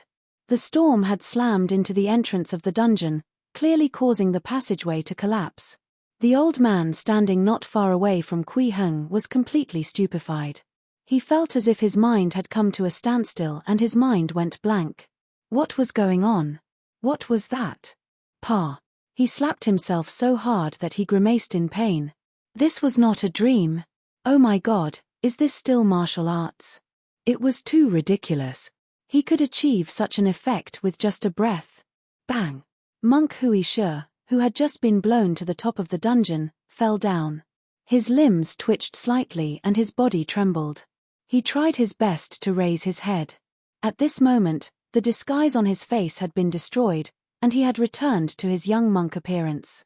Since I didn't blow you to death, it means that your cultivation is not bad. Kui Heng smiled and walked out of the cell. He looked at Monk Hui Shi, who was lying on the ground, and said lightly, "Get up, take me to see the county magistrate here." 10. I. Monk Hui Shi stammered. He wanted to stand up, but due to the twitching of his hands and feet, he fell down. Perhaps due to his strong desire to live, after a few failures, he still tried his best and managed to stand up. He lowered his head and said, "Yes, you should come too." Kui Heng glanced at the old man who was still in a daze. "Ah, me. All right. The old man immediately nodded and hurriedly followed. When the three of them arrived in front of the collapsed dungeon passage, the old man immediately rushed forward, wanting to volunteer to move the collapsed stones away. However, before he could make a move, these rocks actually seemed to have come to life, and they moved aside to automatically open up a path for Kui Heng. The old man was dumbfounded. Is this still martial arts? 1. When Monk Hui Shi saw this, his hands and feet turned cold as if he had fallen into an ice cave. He was horrified. Where did this monster come from? Monk Hui Shi followed behind Kui Heng and watched the pieces of rubble retreat on their own. He could not have been more shocked. Monk Hui Shi followed behind Kui Heng and watched the pieces of rubble retreat on their own. He could not have been more shocked. Xiantian Grandmaster. This was definitely a Xiantian Grandmaster. One could already be called a Grandmaster when they reached the Profound Gate Realm, but there was still a Xiantian realm above the Profound Gate Realm. Only after opening the Profound Gate and sensing both the internal and external, drawing heaven and earth qi into the body, refining Xiantian true qi, and possessing the power to mobilize the power of nature, would one be a Xiantian Grandmaster. Xiantian Grandmasters could rely on their own true qi to control the wind and lightning and execute all kinds of unbelievable martial arts. They could also mobilize the invisible forces and control their surroundings.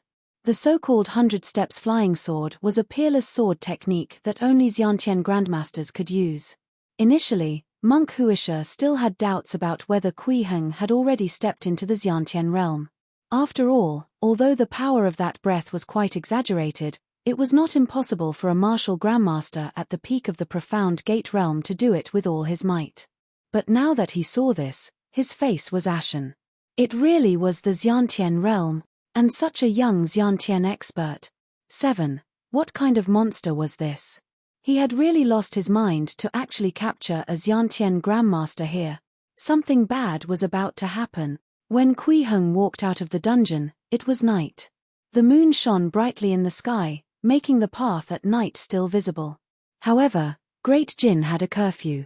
At this time, there were no pedestrians on the streets except for night watchmen and patrolling guards. An ordinary death row prisoner would definitely try their best to hide in a dark corner and escape quietly. But Kui Heng was different. He led Monk Hui Shi and the old man down the street in the direction of the county office. He was completely unafraid of being discovered. 1. Monk Huisha and the old man followed Kui Heng, unable to understand his actions. Although as Yantian Grandmaster's strength was unparalleled and there were few opponents in the entire world, and he could definitely dominate this small Juhe county, wasn't he afraid of alerting the enemy and letting the county magistrate escape in advance? But they soon found out why. The dungeon where the death row prisoners were held was not close to the county office where the county magistrate was. They had to cross a long street and 2 short streets to reach it. On such a journey, it was inevitable that they would encounter some night watchmen and patrol officers. Kui Heng led the 2 of them not far from the dungeon before they encountered a night watchman and 3 patrol officers. However, both the night watchman and the patrol officer acted as if they did not see anything. They did not even look at them as they walked past. The night watchman and patrol officers they encountered next were in the same situation. Their presence was completely ignored. Not a single night watchman or patrol officer stopped to look at them until they reached the county office. Monk Huisha and the old man felt their scalps tingle. Their minds were in a mess. This situation was completely beyond their imagination. Did this person turn me into a ghost? Monk Huisha looked at Kui Heng in horror. He felt like a wandering ghost floating in the night. Otherwise, how could they be completely ignored? But how did he do that? Even as Yantian Grandmaster might not be able to do such a bizarre thing. This is too amazing. Who is he? What kind of skills are these? The old man's eyes lit up as he looked at Kui Heng as if he was looking at a god. This must be the place, Kui Heng said, pointing to the county hall's door. Yes, it is. Monk Huish forced himself to calm down and nodded eagerly. Take me to the magistrate, Kui Heng said with a smile. But aren't we invisible? Monk Huish's voice trembled. People were prone to fear when they encountered something they couldn't understand. He was in that situation now. It's fine now, Kui said with a nod. Actually, this kind of invisibility technique was very simple for him, who had already reached the Golden Core realm. It was not even a spell. The Golden Core was formed by igniting true fire with the power of heaven and earth and calcining the sea of Tao Foundation. It was equivalent to a crystal that condensed a large number of laws of heaven and earth. Therefore, the power of the Golden Core naturally had the characteristic of interfering with the laws around him. Ordinary people's 5 senses were their perception of the outside world. Kui Heng only needed to reveal a trace of his Golden Core power to distort the laws of the outside world, preventing others from seeing him. Simple. 6. At this moment, in the backyard of the county office in Julu County, County Magistrate Yang Sheng was fishing under the moonlight. This was a means for him to recuperate and adjust his mind. 20 years ago, he had already become a Qi Transformation Realm Grandmaster. What he needed to do next was to nourish his spirit, open the profound gate, achieve internal and external communication, and step into the realm of the Supreme Grandmaster. A transcendent Grandmaster was extremely rare in the entire Lu County. Therefore, he never cared about the storms in this small Julu County. He left most of the matters, big and small, to Monk Huisha. The only thing that could really arouse Yang Sheng's interest was the Flying Dawn Sword's secret manual of the Xiangxi town's Li family. That was the top inheritance left behind in the pugilistic world more than 100 years ago before the Immortal Dawn sect sealed the mountain. It recorded the secrets of the inner world realm that was above the Xiantian realm. It was a treasure manual that could allow people to step onto the peak of the martial world. County Lord, something has happened. At this moment, a slender woman in black suddenly walked out of the night. She bowed respectfully and said in a low voice, "The death row dungeon has collapsed. That first-rate expert from the Li family and Lu Zhengming have disappeared." And Huisha? Yensheng's eyes narrowed. He's missing too. The woman in black shook her head gently and said in a low voice, "I found a lot of traces of battle in the dungeon. I'm afraid that the first-rate expert had fought with Huisha. Lu Zhengming has also disappeared. Could it be that that old thing has secretly recovered his cultivation?" Yang Sheng frowned and said, "Pass down the order to search the entire city. There must be no mistakes." "Yes." The woman in black nodded and said worriedly, "County Supreme, could that first-rate expert of the Li family also be a minor grandmaster of the Qi condensation realm?" Otherwise, it's impossible for Wuxia to not be able to suppress him. 3. It doesn't matter. Even if he's really a minor grandmaster, he's just a nobody. Yang Sheng put away his rod and stood up. He snorted and said, even if he's a chi transformation expert and his martial skills are higher than the sky, he's still not a match for this county lord. 1. After being in the chi transformation realm for 20 years, he was only one step away from the profound gate realm. He was extremely confident in his strength. County Lord is naturally invincible, the woman in black flattered. She was about to say something else when she heard footsteps and immediately turned to leave. She was an agent. She could not be exposed. 2. There's no need to leave. Wuxia is here. Yang Sheng stopped her. Then he looked at monk Wuxia, who had come alone. A faint smile appeared on his face. From the looks of it, you seem to have experienced a bitter battle. Did you get the secret manual? Monk Wuxia was still seriously injured. He looked to the side where no one was, as if he was waiting for someone's approval. Then he smiled bitterly. County Lord, a gentleman asked me to bring you a message. Oh. Yang Sheng raised his eyebrows slightly when he heard that. He chuckled and said, Wuxia, this doesn't sound like something you would say. How can the disciple of the Lotus Monastery's abbot be a messenger boy? Oh. Yang Sheng raised his eyebrows slightly when he heard that. He chuckled and said, Wuxia, this doesn't sound like something you would say. How can the disciple of the Lotus Monastery's abbot be a messenger boy? County Lord, that gentleman asked me to give you some advice. Monk Wuxia braced himself. He hopes that you can give up your ambitions early, cripple your cultivation, and return to the mountains. How dare you, the woman in black shouted angrily. Wuxia, you were sent by the Lotus Temple to assist the county lord. How dare you speak like this? It's fine. Yang Sheng waved his hand and sized up monk Wuxia. I didn't expect Master Shanfa's disciple to have such a talented disciple. I really didn't expect you to have such a side. Before he could finish, the county magistrate suddenly threw the fishing rod in his hand into the pond. At the same time, a huge amount of vital energy was instantly injected into it, and a vast power surged into the pond. Splash! The 10-meter-wide pond immediately stirred powerfully.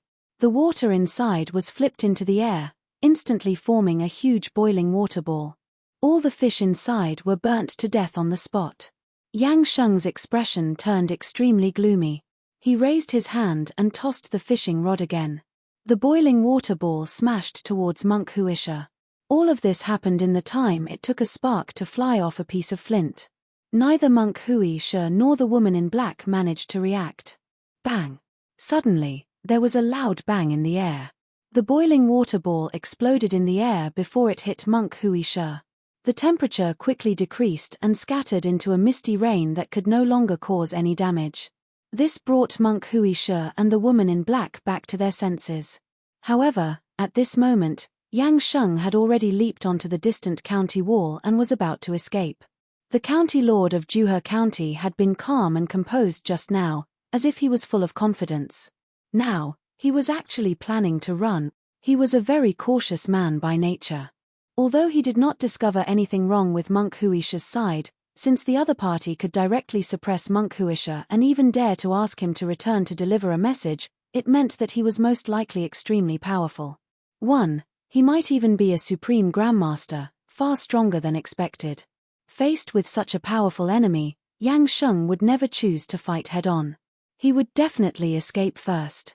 Kill this monk quickly. He has betrayed the supreme master. He ordered the woman in black and was about to jump out of the outer county office. The woman in black was obviously confused too.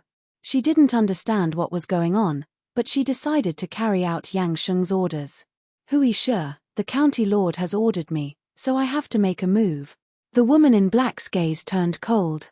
She took out a dagger from her waist and aimed it at monk Wuxia. Bang! At this moment, Yang Sheng suddenly jumped back from the wall of the county office. But it wasn't jumping outside. He actually jumped back to the edge of the pond, leaving the woman in black, who was about to attack monk Wuxia, stunned. What was going on? County lord? The woman in black looked at Yang Sheng in surprise. How is this possible?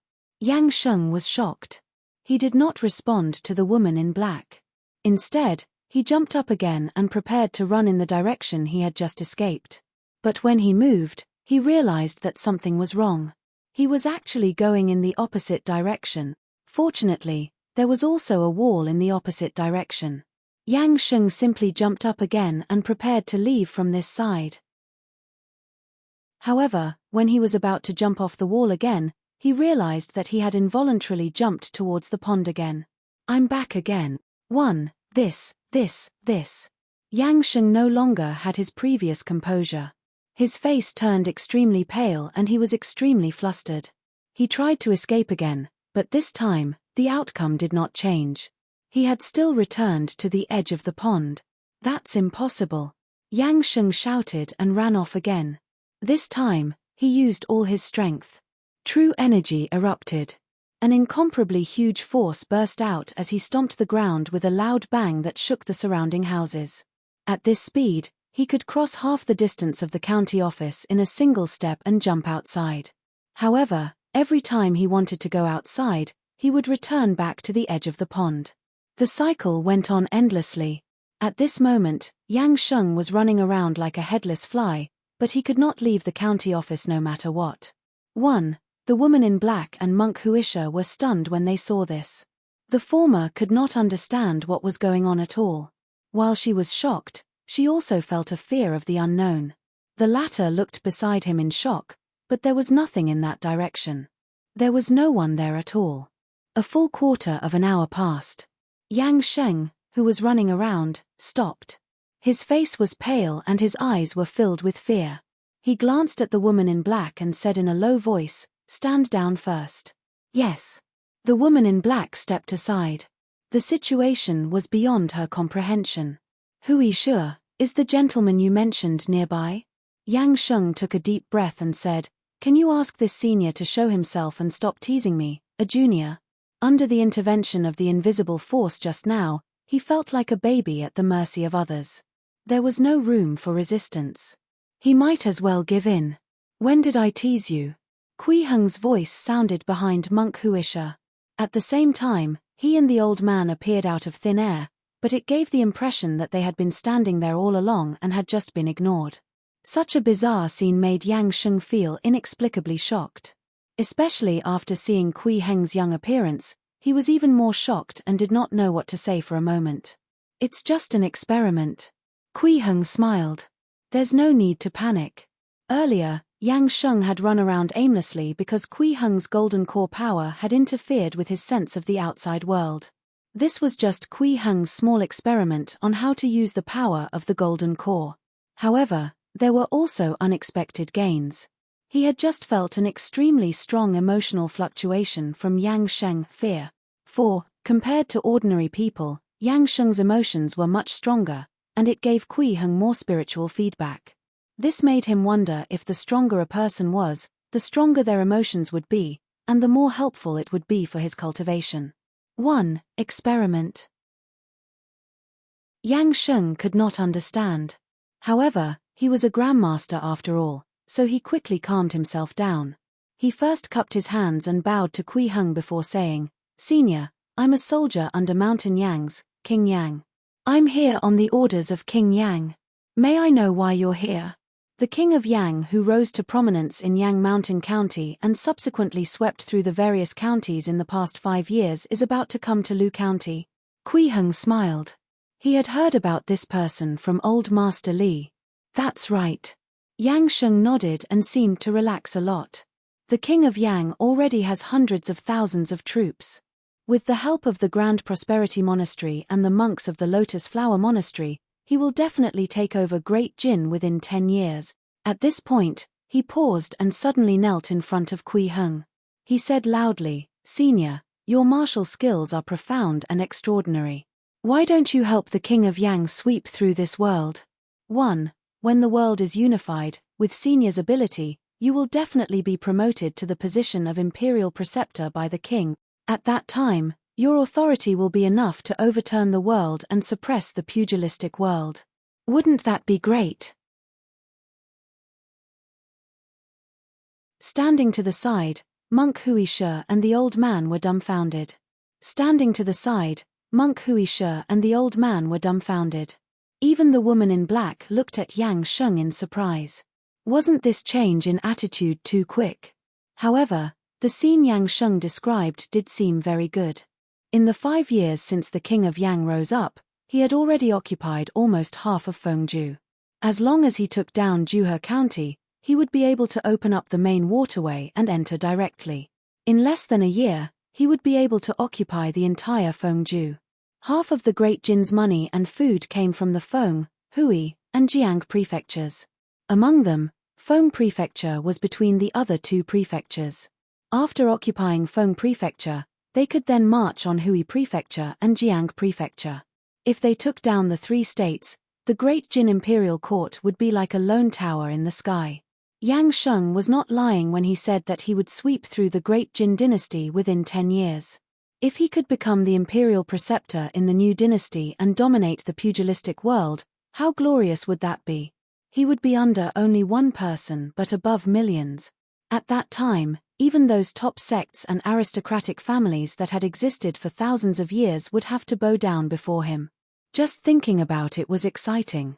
Would this powerful man of mysterious origins agree? I'm not interested in being an imperial preceptor, and I don't want to assist the Yang King. Kui Heng shook his head gently and smiled. I think your position as county magistrate is not bad. How about giving it to me? The county magistrate had access to all kinds of things in a county. They handled various cases and government affairs daily, which would be helpful to him in experiencing the 7 emotions path. Of course, directly overturning the Great Jin dynasty and becoming the emperor could also achieve a similar goal. However, there were too many complicated matters in the governance of a country, which was not very beneficial to cultivation. Moreover, he could run away at any time as a county magistrate. He could just find someone to take over. But the same could not be said for an emperor. Another thing was that the matter of the Immortal Dawn sect sealing the mountain was very strange. It made him suspect that there might be some powerful figures beyond the Foundation Establishment realm or even the Golden Core realm in this world. He did not want to be too ostentatious. However, Yang Sheng did not know Kui Heng's considerations. He almost thought that he had heard wrongly. He said in surprise, "See county magistrate?" "That's right. Let me be the county magistrate." Kui Heng nodded seriously and turned to the old man. I remember your name is Lu Zhengming. You're quite knowledgeable. You've been imprisoned in Zhuhe County for a long time and have interacted with many people. How about staying here as my county deputy?" "I, the county deputy?" Lu Zhengming was stunned. He was a felon who had killed his master's family. Why was he suddenly going to be the county deputy? What was this big shot trying to do? After witnessing Kui Heng's various strange methods, he could no longer understand what level of expert Kui Heng was. In short, he was definitely far stronger than a grandmaster. He could only treat him as an unbelievably powerful big shot. Yang Sheng was silent for a moment before saying in a deep voice, "Senior, if you want to be the county magistrate of Zhuhe, I can give it up now without any complaints. However, there's one thing I hope Senior can understand. Zhuhe County is a place that our royal army must take. In less than half a month, 30,000 vanguards will arrive. After that, there will be a 100,000 strong army that will definitely suppress this city. If Senior becomes the county magistrate here, I'm afraid you will suffer a calamity." Actually, if Senior wants to become an official, why would you lower yourself to the position of a small county magistrate? As long as you submit to King Yang, it will be easy for you to become the governor of a province. In the future, when King Yang occupies half of the country, you will definitely be the governor. He was actually still thinking about recruiting Kui Heng. And he seemed quite confident. Actually, this was normal. In this world that was more like a Wuxia world, even a Xiantian grandmaster could only repel a few hundred cavalry at most. If they encountered 1,000 or 2, they would have to flee. Even the so-called top experts of the martial world would be chopped into meat paste when facing an army of tens of thousands. In the face of absolute numbers, no matter how high their cultivation was, it was useless. Yang Sheng had the backing of King Yang and an army of hundreds of thousands. Of course, he had the confidence to recruit Kui Heng. When King Yang's army arrives, this place will suffer a calamity. Kui Heng chuckled. Then, please take a detour. 1. What? Yang Sheng's eyes widened when he heard that. He almost thought that there was something wrong with his ears. He was just one person, but he actually dared to ask King Yang's hundreds of thousands of troops to take a detour. He was too arrogant. However, he did not dare to say anything. After all, the strange methods Kui Heng had displayed just now were simply unimaginable. It was not something he could fight against at all. Kui Heng looked at him with a smile and said nothing. The air went suddenly still. After a long while, Yang Sheng finally could not withstand Kui Heng's pressure. He lowered his head and said, I will hand the position of county magistrate to you. What do you plan to do with me? Cripple your cultivation and retire to the mountains. Kui Heng pointed at monk Wuxia and said indifferently, didn't this monk make it clear to you earlier? Aren't you afraid that I'll sneak back to King Yang's army to report on you? Yang Sheng looked up and asked. You'll definitely go. Kui Heng smiled and said, you just need to tell him my words. If at that time, the army doesn't take a detour, I'll kill him. It's really difficult for us fools to understand senior's intentions. Yang Sheng still did not understand where Kui Heng's confidence came from, but he did not continue to play devil's advocate. After all, no one wanted to die. Then, he very decisively reversed his true qi and shattered all the meridians in his body, crippling his cultivation that had reached the qi transformation realm on the spot. The woman in black escorted him out of Juhe County. Only monk Wuxia and Lu Zhengming were left in the backyard of the county office. Neither of them dared make a sound. Wuxia, what did you secretly take from the Li family yesterday? Kui Heng suddenly looked at monk Wuxia. Plop. Monk Wuxia knelt down and shakily took out a thin booklet. He handed it to Kui Heng with both hands. He said in extreme fear, Sir, this is just something I hid from Yang Sheng. I have no intention of hiding it from you.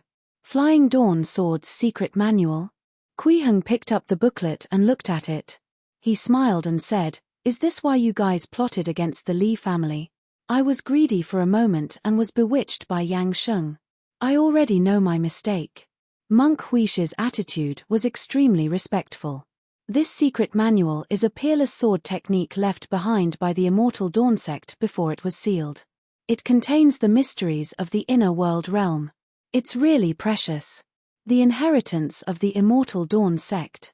Kui Heng's eyes narrowed slightly. He put away the booklet and suddenly asked, Wuxia, what's the status of the Lotus Flower Monastery in the martial world? Sir, Lotus Flower Monastery was established by Zen Master Fa Hui 1,700 years ago. It has produced several top sects in the pugilistic world, monk Wuxia said respectfully. It's considered a first-rate sect in the pugilistic world today. In that case, the Lotus Flower Monastery should not be weak. Kui Heng nodded slightly and smiled. Write down all the martial techniques you have learned. 2. Monk Wuxia looked startled at first, then immediately nodded. Yes, sir. I'm at your disposal. As for you, old Lu, prepare a welcoming ceremony for me. Kui Heng patted Lu Zhengming's shoulder gently. It's best if everyone in the county knows that the county magistrate has changed. The appointment of a new official had to be known by the people. Otherwise, how could he handle the various cases and government affairs? How could he experience the 7 emotions of life? He also wanted everyone to know that with the arrival of the new county magistrate, there would be a clear sky. That night, Kui Heng stayed in the county office. He chose an empty room at random and sat cross-legged in meditation, preparing to organize his gains from the past 2 days. He sat cross-legged and meditated, his mind sinking into his body. He sat cross-legged and meditated, his mind sinking into his body. A firm, indestructible, and perfect golden core appeared in Kui Heng's perception. Although he had not been out of the beginner's space for long, he could clearly feel that the golden core had already nurtured a subtle spirituality. It seemed to be gradually turning from an inanimate object to a living being. This was thanks to the experiences of the 7 emotions he had collected in the past 2 days. Kui Heng wanted to summarize the method and direction of experiencing the 7 emotions better so that his future cultivation path would be smoother. Joy, anger, grief, fear, love, evil, desire. 5. What was the nature of every emotion, what could be done to collect it, and to what extent would it be considered complete? Kui Heng was lost in thought. At the same time, his perception enveloped the golden core and carefully comprehended the subtle spirituality nurtured on it. Then, he sensed a small ball of 7-colored light. Red, purple, gray, green, white, black, and yellow. These lights represented the 7 emotions. Red represented joy, purple represented anger, gray represented sorrow, green represented fear, white represented love, black represented evil, and yellow represented desire. 8. They were of different depths and were not neat. When Kui Heng sensed the 7 colors of the 7 emotions, he understood something. As long as he collected the 7 emotions of all living beings, he could increase the depth of the 7 lights. 1. When the 7-colored lights grew to 7 feet, he would reach the perfected golden core realm. At that time, he only needed to sit in seclusion for another 49 days before he could give birth to a nascent soul and become an extraordinary sage. 4. The place where the golden core was located was like the grotto heaven in the body, a miniature version of the 1,000-mile court. The scale was different from the outside world, and it would not be unable to release 7 feet of light. Among the 7-colored lights, the green light that represented fear was the longest. It was already close to 30% of 7 feet. It mainly stemmed from others' fear of his strength. Next was the gray that represented grief, which was a little more than a foot long. It was the desperation and plaintive emotions he had gathered in the dungeon. The red color that represented joy was also present, but it was very short, not even reaching even 1 feet. It could only be counted as a few centimeters. It was a harvest he'd gained from the Li family's wedding banquet. 5. There was also a little of the purple that represented anger and a little of the black that represented evil, but they were less than the red light. It was probably because the anger and disgust people felt for him always quickly turned to fear. 2. What was more ridiculous was the yellow color of desire. There was actually a little bit as well. Could it be that he was too handsome and had an outstanding temperament that aroused the desires of some little girls? 5. There was also the white color that represented love. Although it was called white, it was more like a pure white jade light. It was gentle and elegant, giving off the best feeling. There was no light of this color at all. Kui Heng had yet to collect the emotions of love. 2. He could only sense this light through his mind. Joy, anger, sorrow, fear, evil, and desire. There was a general method for collecting these 6 emotions. But regarding love, I don't have a clue at all, Kui Heng thought. Perhaps I can get some ideas when I handle cases as a county magistrate. 3. Then, he took out the Flying Dawn Sword's secret manual that he had obtained from monk Wuxia. After flipping through it slightly, he confirmed that this was the simplified version of the immortal Dawn Sword art. However, the original immortal Dawn Sword art was not divided into martial cultivation realms. On the other hand, there was a detailed division of the martial cultivation realm in the Flying Dawn Sword's secret manual. It was exactly the same as the martial cultivation realms described by Pei Qingshu and Li Mingqiong. Form refining, internal nurturing, qi sensing, qi accumulation, tendons transformation, marrow's purification, qi condensation, qi transformation, profound gate, xiantian, inner world. Qi transformation experts could be called a grandmaster, profound gate realm experts could be called a supreme grandmaster, and experts at the xiantian realm could be called a xiantian grandmaster. Inner world realm experts were the pinnacle of the martial world and could be said to be invincible. There was no deity realm, human immortals, or earth immortals. Kui Heng's eyes flickered. He felt that there was something strange about this, but because there was too little information, he could not come to any conclusions. 1. There was something else that surprised him. From the description of this secret manual, the stage of inner world seemed to be only equivalent to the 6th level of qi refinement. It was far from his previous estimation of the 8th level of qi refinement. 1. Could it be that divine treasure is a relatively broad realm that includes the 7th to 9th levels of qi refinement? Kui Heng frowned slightly and thought to himself, or. While Kui Heng was sorting out his gains, Lu Zhengming also took action. Although his martial cultivation had long been crippled, under the treatment of Kui Heng's dharmic powers, his cultivation had already recovered to its peak state, which was the qi condensation realm. This made Lu Zhengming feel grateful to Kui Heng. After changing into a decent robe, he went to look for a sponsor that night. The county magistrate wanted to hold a welcome ceremony to let everyone in the county know that the county magistrate had changed. This was bound to cause a huge commotion in the city. Such a ceremony definitely costs money. A lot of money. However, Lu Zhengming did not have any money himself, so he could only look for a former cellmate. Zhao Guang had been in a good mood recently because all the people who had robbed tombs with him were dead. No one in the world knew that he was a grave robber. From now on, he could live happily as a rich man. That night, Zhao Guang dragged a wine pot in his hand and lay on a rocking chair, leisurely drinking wine and enjoying the night sky. It was very comfortable. Suddenly, a black shadow flew in from outside and landed beside him. The shadow snatched the wine pot from his hand and smiled. "Zhao Sana, do you still recognize me?" Bang! Zhao Guang lost his balance and fell to the ground. He instantly sobered up and looked at the person in a daze. He immediately said in shock, "Grandpa Lu, how did you get out of the death row prison?" 3 years ago, when he first wandered to Zhuhe County, he stole 2 buns to eat because he was too hungry.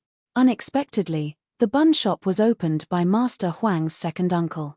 That day, he was arrested and locked in the cell next to Lu Zhengming's. 2. It was only after Lu Zhengming taught him some tricks that he successfully avoided death and was even released.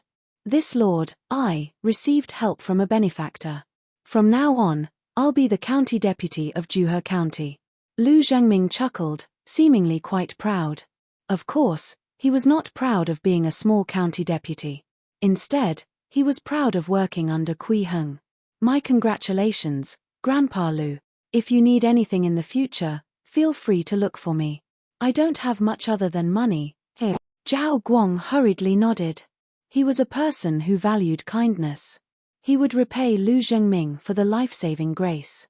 As for how a wanted criminal like Lu Zhengming had become a county deputy, although he was curious, he would not take the initiative to ask. "That's right. I didn't help you for nothing back then." Lu Zhengming laughed loudly. He patted Zhao Guang's shoulder and said with a smile, "This time, there's indeed something for you to use your money on. In a few days, the new county magistrate will be in office. We need to hold a grand welcoming ceremony. It's best if everyone in the county knows. From tomorrow onwards, we'll go out together to look for help. We'll directly use money to smash people." Zhao Guang was stunned when he heard this. He did not expect this to happen, but he did not doubt it. He nodded and said, "Okay. Don't worry, I have a lot of money. I promise to do it beautifully and satisfy you." "Wrong." Lu Zhengming shook his head and smiled. "It's to satisfy the county lord." 3 days later, Kui Heng put on a fancy official uniform and rode on a white horse to Zhuhe County City. This was also arranged by Lu Zhengming. Since there was a welcoming ceremony, the new county magistrate had to come in from outside the city to appear formal. At this moment, the entrance of Zhuhe County City was already filled with the sounds of gongs, drums, and firecrackers. Red flags were waving in the air and the streets were crowded with people. Under Lu Zhengming and Zhao Guang's money attack, they actually managed to trick and gather a welcoming team of 3,000 to 4,000 people. He was standing at the front of the welcoming team with the financial provider, Zhao Guang, beside him. The two of them waved their flags enthusiastically and prepared to welcome Kui Heng into office. Lu Zhengming's eyesight was extremely strong. He saw Kui Heng riding on a white horse from afar and immediately shouted, "Quick, shout with me. Welcome, County Lord. With County Lord's arrival, Zhuhe will be peaceful. With County Lord's arrival, there will be blue skies. Welcome, County Lord. With you here, Zhuhe will be at peace. With you here, the sky will be clear." Welcome, County Lord. With you here, Juhe will be at peace. With you here, the sky will be clear. Thousands of citizens cheered in unison, their voices shaking the heavens. Zhao Guang was originally cheering as well. He wanted to leave a good impression on the new county lord so that he could build a good relationship with him in the future. However, when he saw the figure on the horse, he trembled on the spot. His voice suddenly froze and he knelt down with a thud. Immortal. Immortal venerable. Hey, you're acting too excited. Lu Zhengming saw that Zhao Guang actually knelt down and immediately laughed. Stand up. County Lord doesn't want anyone to kneel. Hey, you're acting too excited. Lu Zhengming saw that Zhao Guang actually knelt down and immediately laughed. Stand up. County Lord doesn't want anyone to kneel. The words immortal venerable and county lord sounded quite similar, and there was a sea of voices shouting here. He didn't notice the difference. Oh, right. Zhao Guang hurriedly stood up. He understood that Kui Heng probably did not want to expose his identity as an immortal. He immediately adjusted his emotions and continued to welcome Kui Heng according to their original plan. However, Kui Heng's arrival still gave him an indescribable sense of shock. This was an immortal being who could revive the dead. He actually came to this small Juhe county to be a county magistrate. Could it be that something major had happened here, or some earth-shattering treasure was about to appear? He had wandered all over the world a few years ago and often ate and drank in the tea house. He had heard many stories and read many books, so he knew that immortals did not easily come to the mortal world. If an immortal descended, something big would definitely happen. If I can help an immortal, will I be able to obtain an immortal level fortuitous encounter? Zhao Guang was immediately excited. He was determined to work for Kui Heng wholeheartedly in the future. Perhaps this would be his second chance to change his fate. At this moment, Kui Heng had already arrived at the city gate of Juhe County. He had noticed Zhao Guang at first glance. He did not expect this grave robber to be the sponsor Lu Zhengming had found. It could be considered as fate. Then, Kui Heng waved his arm gently so that everyone could see him. After the crowd saw the young appearance of the new county magistrate, it immediately caused a commotion in the crowd. The new county magistrate is actually so young. He looks to be in his 20s. He's probably not even in his 20s. He's too young. I'm afraid he was targeted and forced to take over. It's said that the rebel King Yang is about to attack us. This new county head is probably a scapegoat. The county magistrate position changes like flowing water, but old Master Huang's seat is ironclad. He may be young, but he'll still be grasped in the latter's palms. Many of the citizens whispered. They had been paid to welcome the new county magistrate, but that did not mean that they were sincere in their greetings. County magistrates were usually extremely cruel creatures.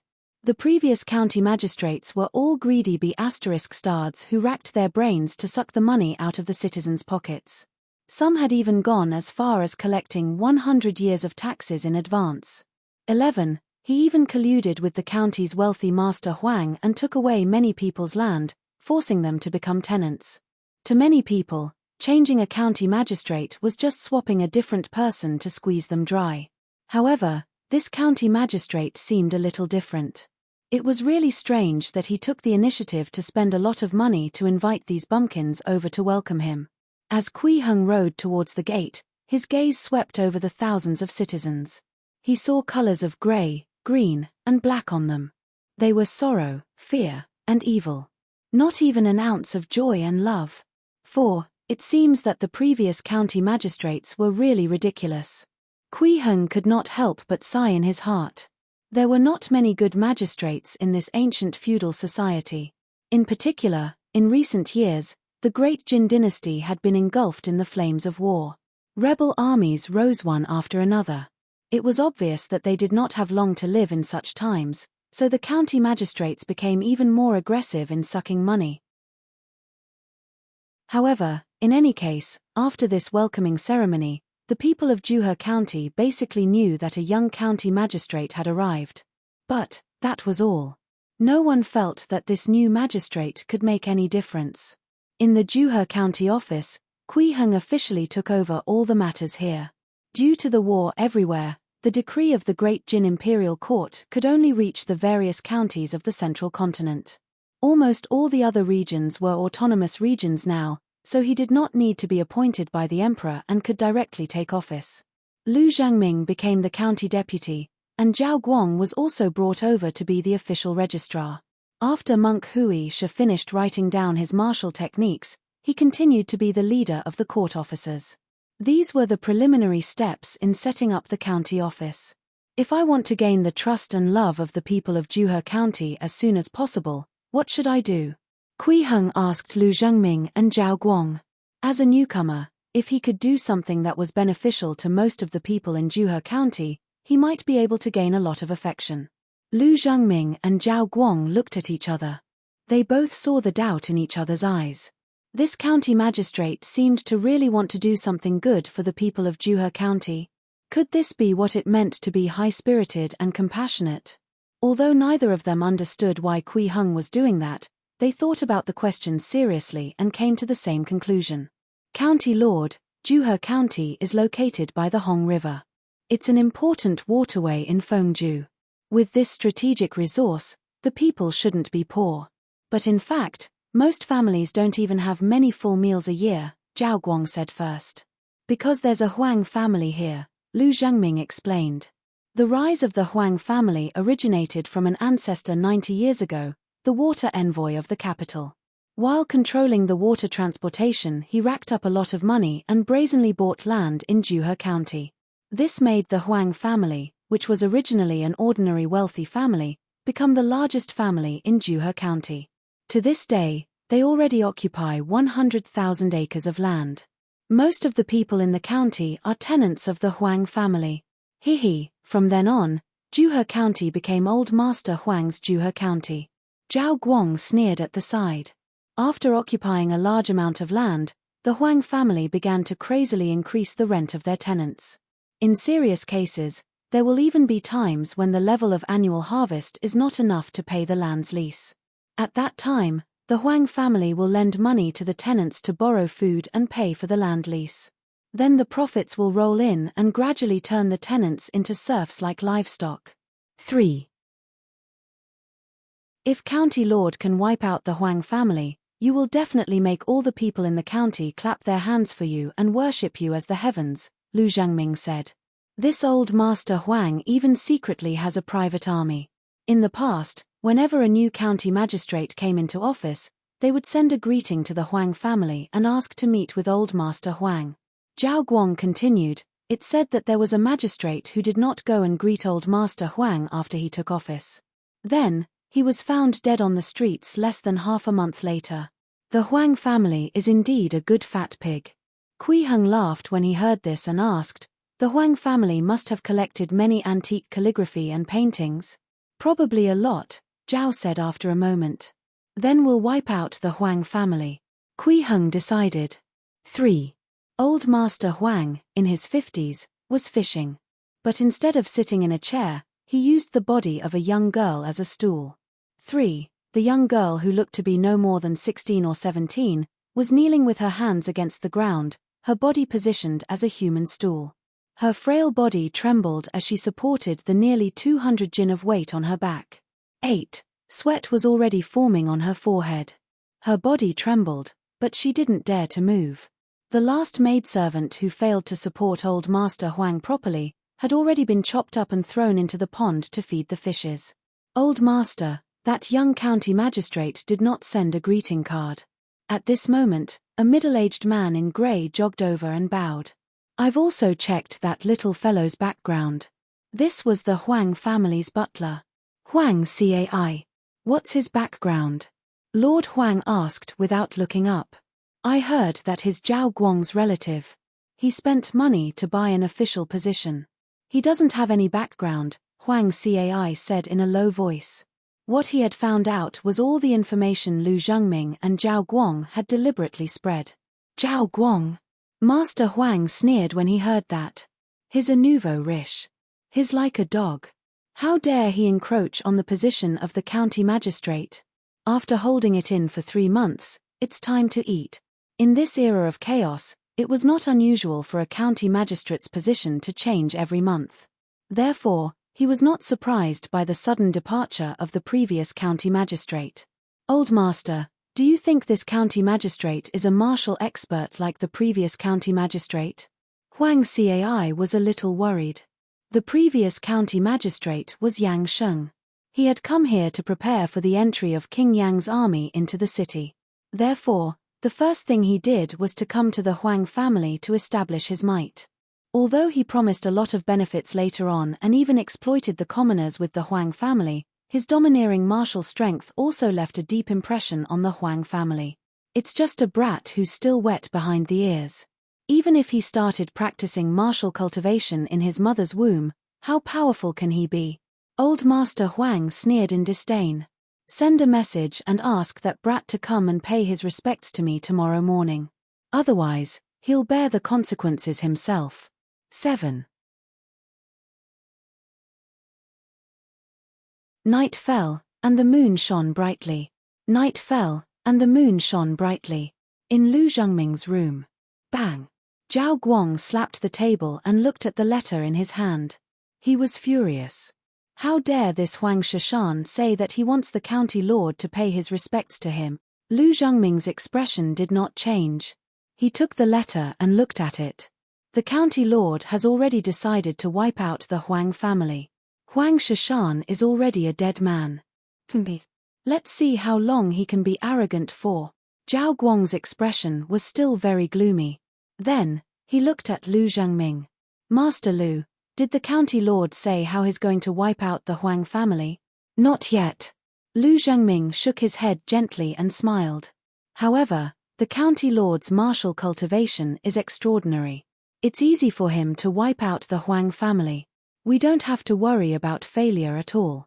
Master Lu, actually, I'm a little curious.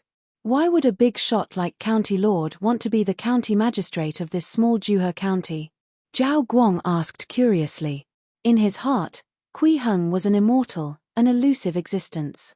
A mere county magistrate of Zhuhe County was not worthy of an immortal like Kui Heng. I don't know either. Lu Zhengming shook his head at first, then smiled. But I have a guess. What guess? Zhao Guang asked curiously.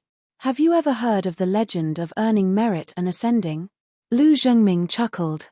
A storyteller told me about it, and some stuff about that was written in the books. Zhao Guang nodded and said in surprise, Master Lu, you mean? That's right. Lu Zhengming nodded solemnly and said, I've seen the county lord in action. His martial cultivation has completely exceeded my understanding. Even the top experts in the martial world who have cultivated inner strength are probably nothing compared to the county lord. At this point in his martial cultivation, he can definitely be said to have cultivated to become an immortal. Next, he will definitely pursue ascension. Legend has it that ascension requires accumulating merit. The county lord probably came to Zhuhe County to accumulate merit. Now that I think about it, you're right, that should be the case. Zhao Guang suddenly understood and clapped his hands. That's why the county lord wanted to eliminate the Huang family as soon as he arrived. This is a great kindness. There must be great merit. That's not all. Actually, there's another point. Lu Zhengming waved his hand and said with a smile, King Yang's bandit army is about to attack Zhuhe County. There's a saying that bandits are like combs. Once the bandits pass through here, the citizens of Zhuhe County might not be able to survive. If the county head can save Zhuhe County, there will definitely be great merit. A bai was a close-toothed comb, a tool used in ancient times to clean scalp or lice. 1. As the saying went, bandits were like combs. Soldiers were like quails. In ancient times, they usually used the tactic of robbing commoners to replenish their supplies. Whether it was bandits or soldiers, it was common to have 9 out of 10 rooms empty after an army sweeps through a city. We're actually helping an immortal ascend? Zhao Guang's eyes lit up and he became excited. I, Zhao Guang, will definitely do anything for the county lord. It's my fortune to be able to participate in such an earth-shattering event. Lu Zhengming could not help but laugh. Kui Heng's room was not far from Zhao Guang and Lu Zhengming's room. 1. With his cultivation realm, his 5 senses were extremely sharp, so he naturally heard their conversation. He didn't know whether to laugh or cry at their speculations. It's fine if I fly around during the day. However, I'm still 108,000 miles away from transcending a tribulation. Kui Heng laughed. 7. Then, he raised his hand and grabbed lightly.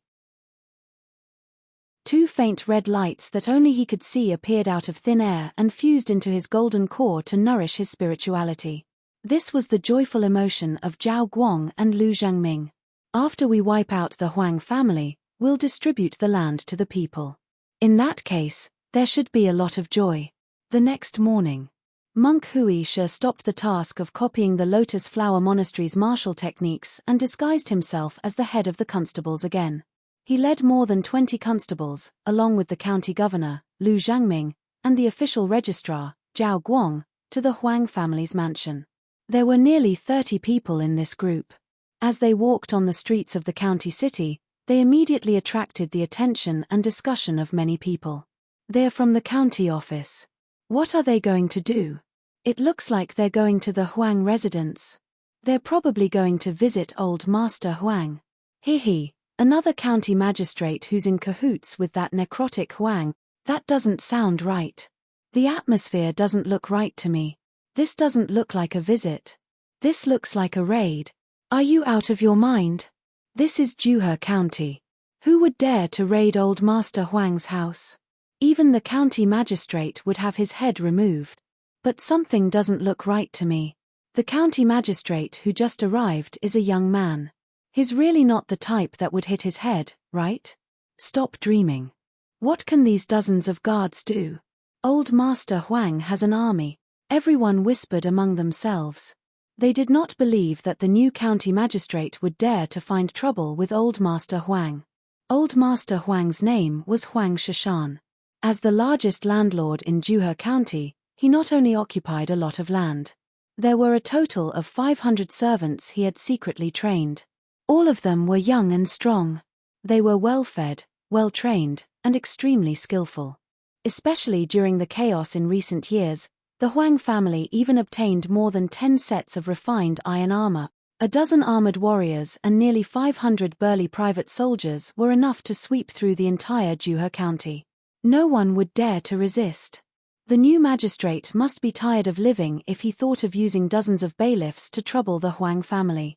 Lu Zhangming, Zhao Guang, and Wuxia naturally heard the discussions of the commoners. But they didn't care. It was actually very normal for a group of commoners who had been bullied by the Huang family for nearly 100 years to be afraid of them. The 3 of them led more than 20 officers through the streets and straight to the Huang family mansion. This mansion was indeed ridiculously large. It occupied a total of 200 acres. The buildings inside were even more corniced and carved. There were more than a dozen halls. There were more than 20 proper houses, and countless servants and storerooms. It was like a palace. As this place was built by the Huang family by forcibly occupying the common people's fields, there were not many shops around the mansion. It had been transformed into various landscapes by the Huang family. There were ponds, rockeries, willow trees, gardens, and so on. Oh my God! Lu Zhangming gritted his teeth and looked at the courtyard. He could not help but say, as expected of a local emperor, "This is really King Palace. Stop, what are you doing?" When the guards of the Huang family saw that Lu Zhangming and the others seemed to have ill intentions, they immediately ran out and roared, "Do you know where this is? Hurry up and get lost, or I'll chop your head off. Who do you say will be beheaded?" Monk Wuxia, who was acting as the leader of the constables, looked like he was wearing an irritable mask. He drew his saber and placed it on the guard's shoulder. "How dare you? This is the Huang family." The gatekeeper was not afraid at all. He still roared, "I think you're tired of living." Crack! Before he could finish speaking, the blade flashed and the head of the guard flew out. Blood gushed out of the headless neck like a waterfall. Monk Wuxia calmly put away his saber. Without even looking at the headless corpse, he stepped forward and kicked open the door of the Huang family. He shouted sternly, "The officials are here to check on the taxes. Everyone from the Huang family, come out and squat down." Anyone who dares to interfere with our official business will be killed without mercy. Old Master Huang Shishan was still in the temple hall at home when monk Wuxia cut down the Huang family's gatekeeper. Old Master Huang Shishan was still in the temple hall at home when monk Wuxia cut down the Huang family's gatekeeper.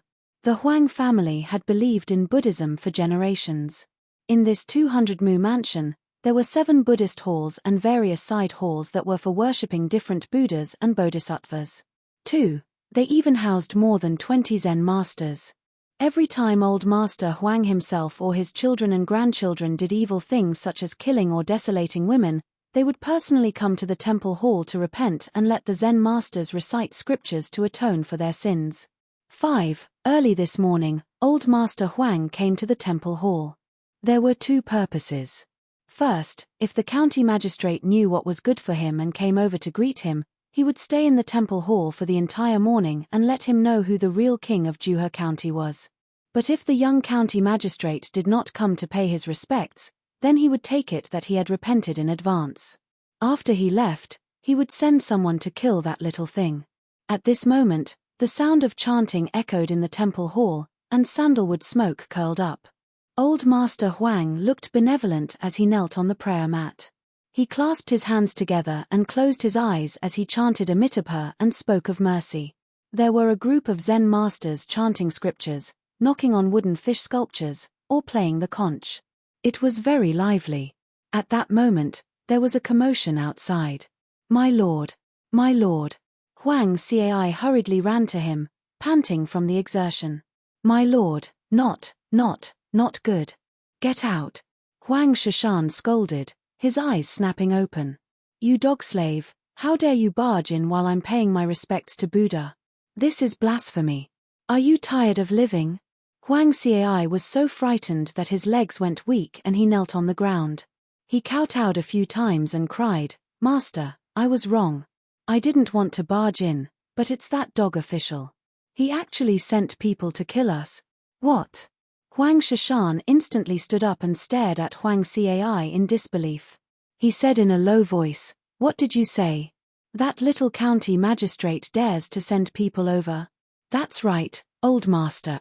Huang Cai nodded repeatedly and said anxiously, A group of lackeys came to our main door early this morning and said that they wanted to check the taxes. My son, Huang Shu, went up to stop them, but he was actually beheaded. Lackey was a derogatory term for a constable. 4. How is that possible? Is that little bastard crazy? Huang Shishan could not believe his ears. In the past few years, he had been equivalent to the sky in Juhe County. No one had ever dared to disobey him. 1. Even the previous county magistrate, Yang Sheng, who was powerful enough to suppress his 500 private soldiers alone, still appeased him in the end and promised him many benefits. Now, this county magistrate, who had only been in office for a day, actually sent someone over to check his taxes and even killed the guard. How audacious! At this moment, there were screams in the distance. What are you doing? Stop them. This is the Huang family. 1. Murder.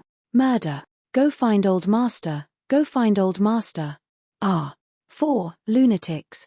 They're a bunch of lunatics. Somebody. 3. The shouts continued, but they almost all ended in screams. The screams were followed by a stern shout. No one can stop the officials from checking taxes. Those who stand in my way will die. 6. This was monk Wuxia. He had already used his true qi to shout this time, and his voice spread throughout half of the Huang family mansion. 1. When Huang Shishan heard this shout, he trembled with anger and his face turned green. Rebelling. They're rebelling against the heavens. He suddenly picked up a small incense burner beside him and smashed a Zen master to death. He roared, Call all 500 of the elite soldiers over. It's time to kill. 3. Yes, old master. Huang Cai nodded quickly and stood up to leave. Wait. Huang Shishan glanced in the direction of the screams, his expression changing. Let's go together. Then, he left the temple hall with Huang Cai. He left the group of old monks looking at the body on the floor in silence. At this point, Monk Wuxia was already killing like crazy. Dressed as the leader of the constables, he was like a god of death. As long as anyone from the Huang family dared to stand in his way, he would kill them all. After more than a dozen people were killed in succession, the ground had already become a pool of blood. Bodies lay everywhere. Lu Zhangming and Zhao Guang followed behind and looked at Wuxia, who was covered in blood, with strange expressions on their faces. This fellow was actually King Buddhist disciple of Lotus Flower Monastery. 9. Lotus Flower Monastery was a top-notch sect in the world and also one of the 6 Buddhist temples in the world.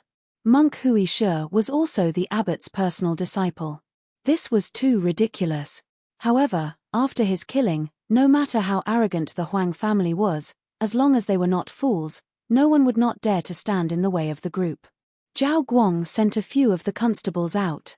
The remaining dozen or so people immediately rushed into the various rooms and flipped through various books and cabinets. They'd really come to check the taxes. Not only could they check the taxes, but they could also look through specific assets. This was something Kui Heng had instructed them to do. After all, after destroying the Huang family, they still had to distribute the Huang family's farmland to the commoners. They had to find out about the property situation. A moment later, the constables found several books and moved them out. Minister Lu, Registrar Zhao, I'll leave these to you. Monk Wuxia pointed to the ledgers and smiled. I'll just be in charge of maintaining order. Lu Zhangming and Zhao Guang were speechless. Look at all the bodies on the floor. You call that keeping order? However, this was also a necessary move to wipe out the Huang family. Moreover, killing evil people would benefit others. It would definitely be beneficial for the county lord to accumulate merit. It would not be too much to kill all the Huang family members.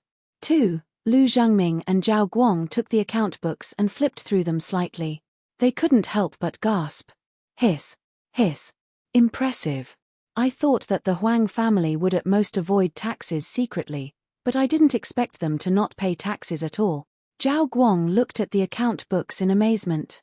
1. TSK. No wonder the county magistrates in front had raised the taxes of the people to 100 years later. Lu Zhangming smacked his lips and sneered, impressive, this Master Huang is really impressive. 3. The people of Zhuhe County were completely exploited by the Huang family and the county government.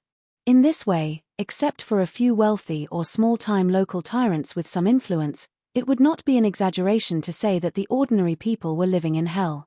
They were living lives worse than death. It was an extremely wise decision for the county lord to choose to directly wipe out the Huang family.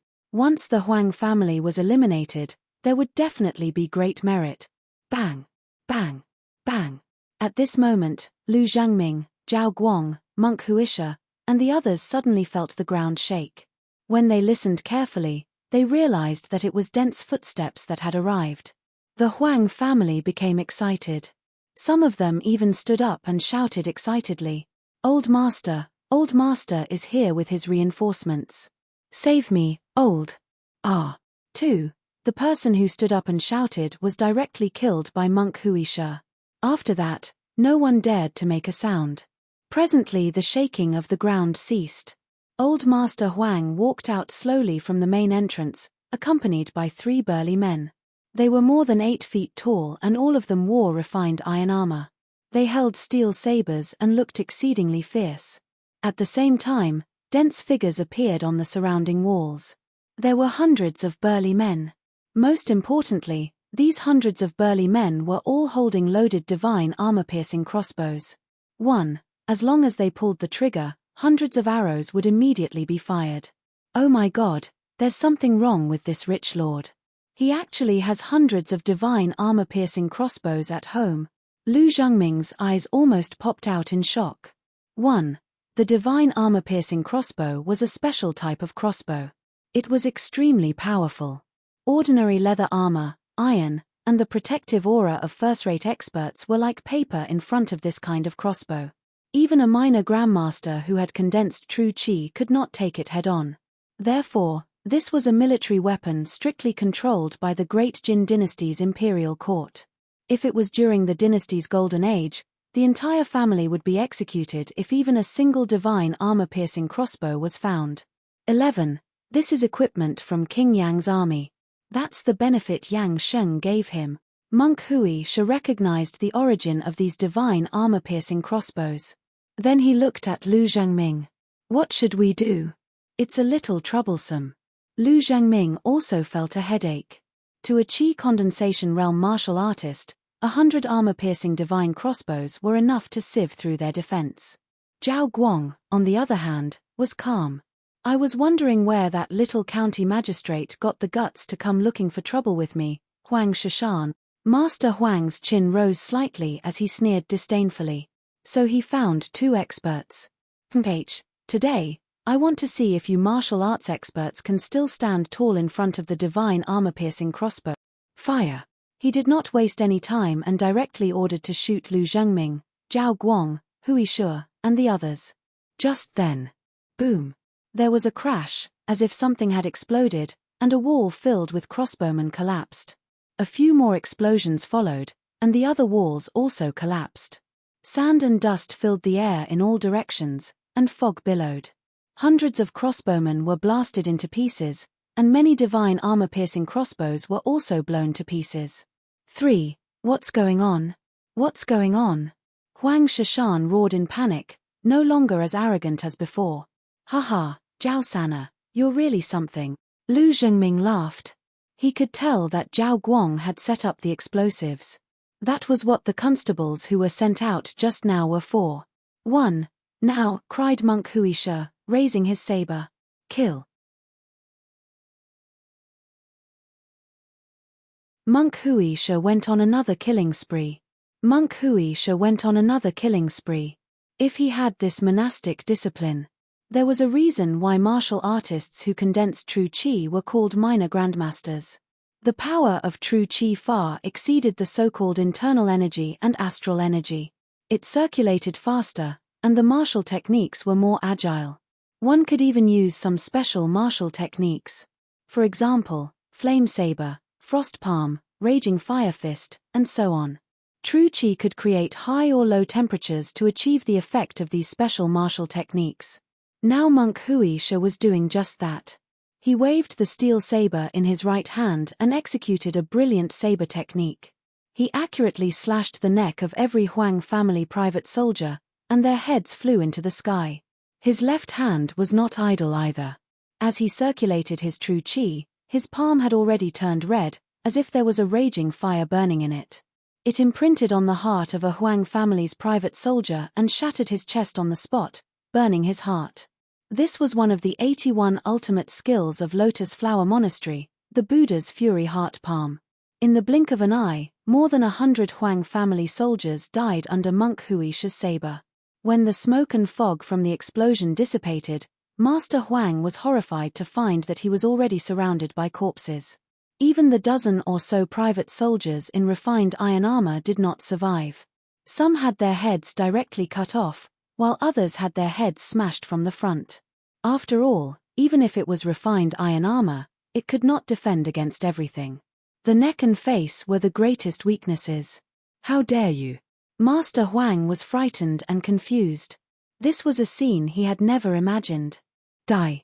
Monk Hui Shi turned to Huang Shishan. The saber flashed in his hand, ready to strike. Ah! Grandpa, spare me. Grandpa, spare me. When Master Huang saw the saber light, he broke down and knelt on the ground, kowtowing and begging for mercy. Stop! Lu Zhengming grabbed Monk Hui Shi's wrist and did not let the saber cut down. He said in a low voice, "Don't kill him first. Take him back and await the county lord's punishment." Monk Hui Shi paused, then nodded. "All right. Thank you, Grandpa. Thank you, Grandpa." Old Master Huang kowtowed, thinking that he had really been spared. Don't thank me yet. Who knows? You might wish you were dead later. Lu Zhengming sneered. 1. The Huang family had been raided. The newly appointed county magistrate sent people to rush into the Huang residence and suppressed the Huang family with iron-blooded methods. Almost all of the Huang family's private soldiers were dead. The rest were also detained in the dungeon, waiting for their orders. Even old Master Huang had been arrested. The news spread like wildfire through the entire Zhuhe County. It immediately caused a huge sensation. Most people's first reaction was disbelief. That was the Huang family, that was old Master Huang. In the past 100 years, who had dared to touch the Huang family? Not to mention dealing with the Huang family, even if they were the slightest bit disrespectful towards them, they had to be prepared to die without a burial ground. Now, they were actually suppressed. How was that possible? However, when more and more people arrived at the Huang family mansion and saw the collapsed walls, the blood that had yet to be cleaned, and the empty houses, they had no choice but to believe it. This mountain that had been pressing down on the people of Zhuhe County for nearly 100 years was finally pushed down. Many wept with joy, and some fainted directly on the ground. 1. The entire Zhuhe County fell into a frenzy because of the Huang family's destruction. Countless citizens rushed to the entrance of the county office of Zhuhe County. The entire street was blocked as the people knelt on the ground and kowtowed almost crazily. Lord Heaven! It's really Lord Heaven. Kneel and thank Lord Heaven. The heavens have opened their eyes. When the county lord comes, there will be clear skies. 5. 2 days later, in the county hall, Zhao Guang reported to Kui Heng helplessly and happily, "County head, this is already the third wave of citizens who have come to kneel and thank you. The hearts of the citizens of Zhuhe County are all with you. Sweeping the Huang family away is really a meritorious deed. Yes, treat these people well." Kui Heng nodded slightly and smiled.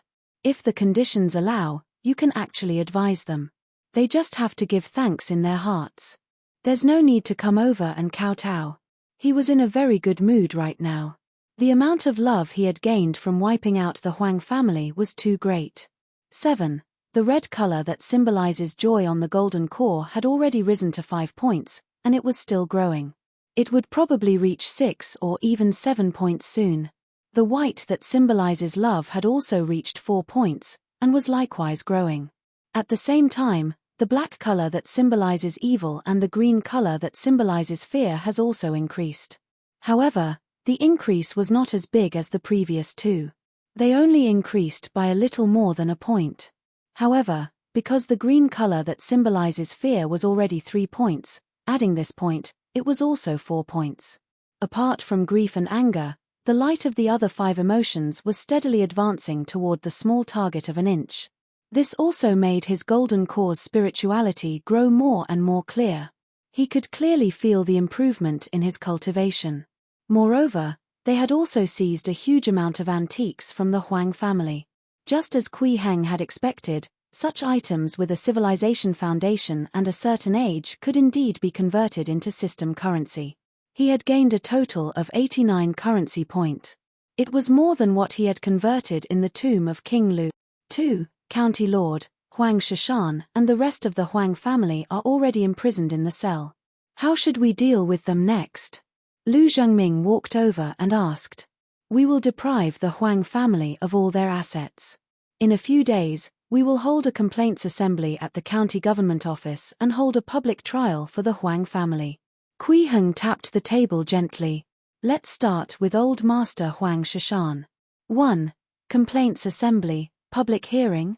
Lu Zhengming and Zhao Guang looked at each other, not quite understanding what this meant. It's to capture the Huang family on stage and gather the people and let them voice out about how they have been persecuted by the Huang family all these years, Kui Heng explained. The results of the public trial depend on the results of the complaints. That's a good idea. It can let the people vent their resentment and let everyone know how detestable the Huang family is. Lu Zhengming clapped and cheered. County Lord is wise. The Huang family is hated by everyone. If we openly hold a complaint assembly, will the angry citizens directly beat them to death? Zhao Guang thought of a situation. If they're dead, so be it. Kui Heng smiled. Those people deserve to die. Indeed. Zhao Guang nodded in understanding. County Lord is wise. By the way, during the complaining process, you can also record the victimization of different people, Kui Heng reminded him. Next, you have to distribute all the Huang family's assets and land. You can use the complaints as a reference for an actual investigation to decide how much farmland to distribute. County Lord, are you really going to give all the Huang family's assets and land to the commoners? Lu Zhengming asked uncertainly. Beside him, Zhao Guang also wanted to say something but hesitated. That's right, Kui said with a nod.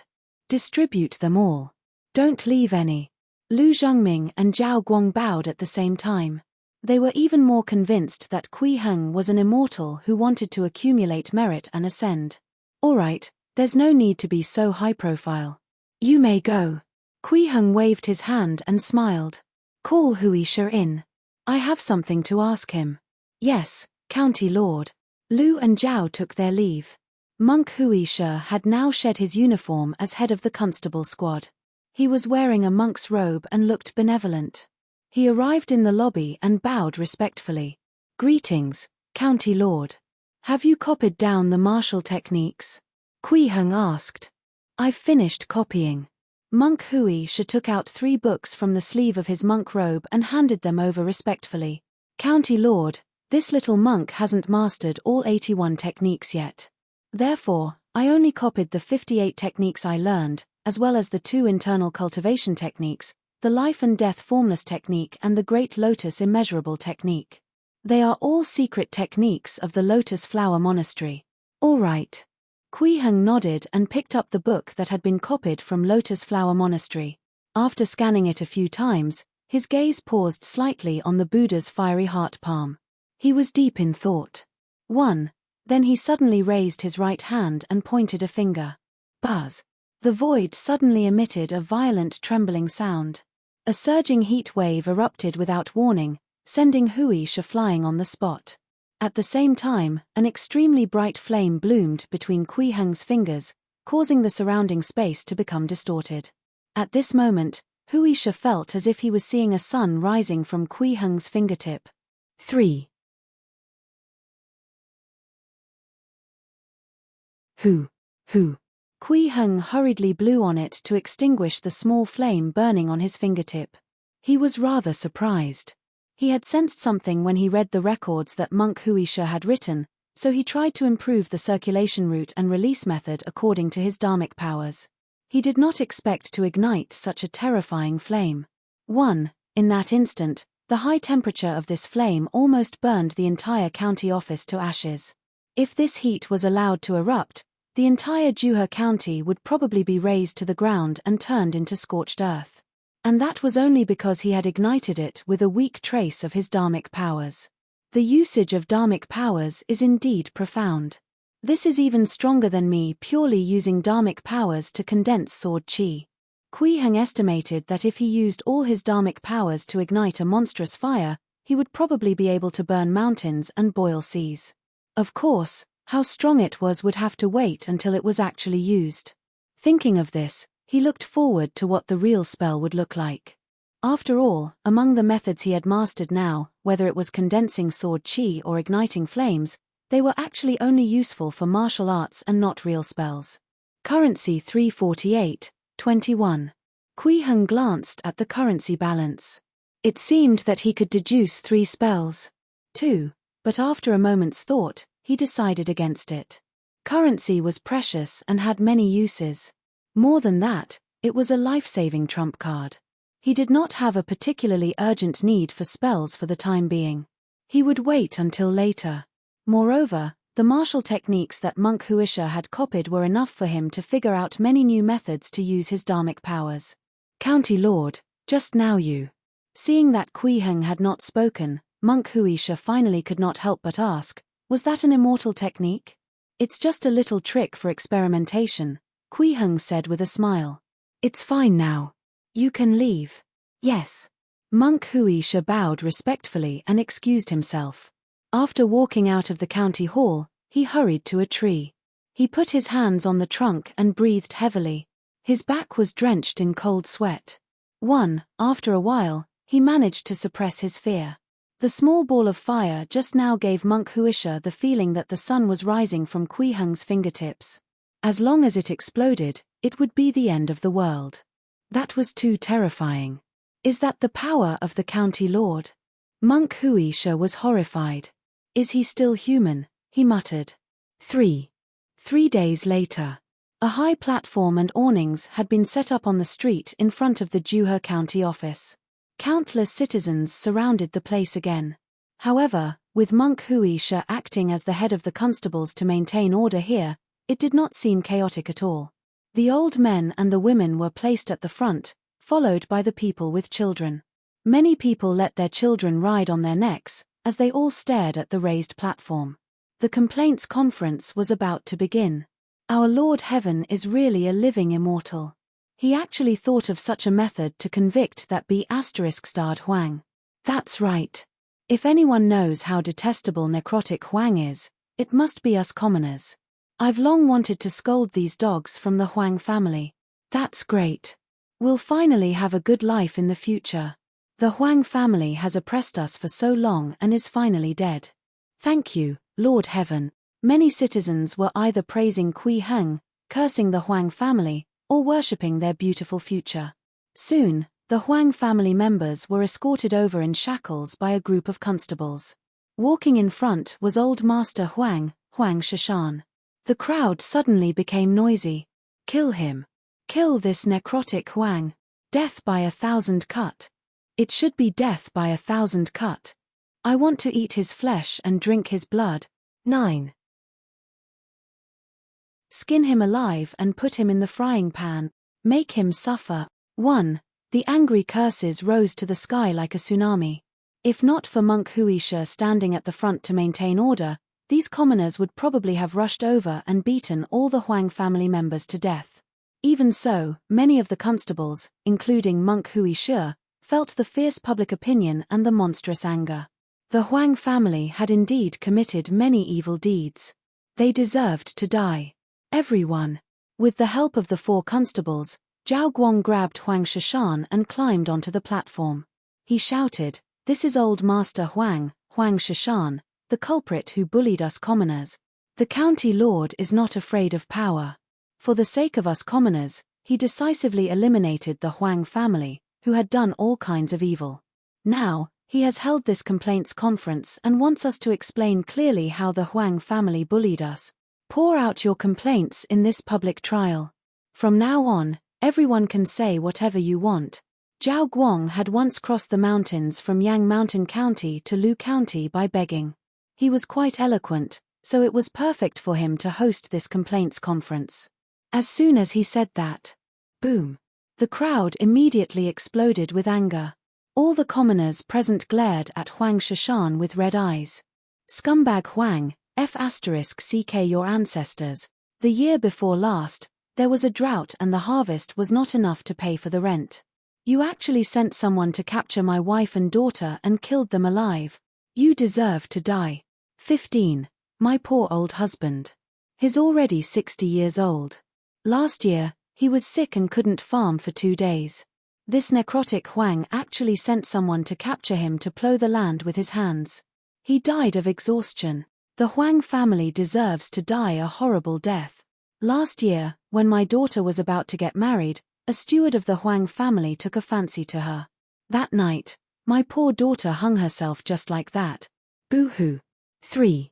Just like that, the complaints conference lasted for 3 days and 3 nights. Old Master Huang Shishan's complaints alone occupied 2 days and 1 night.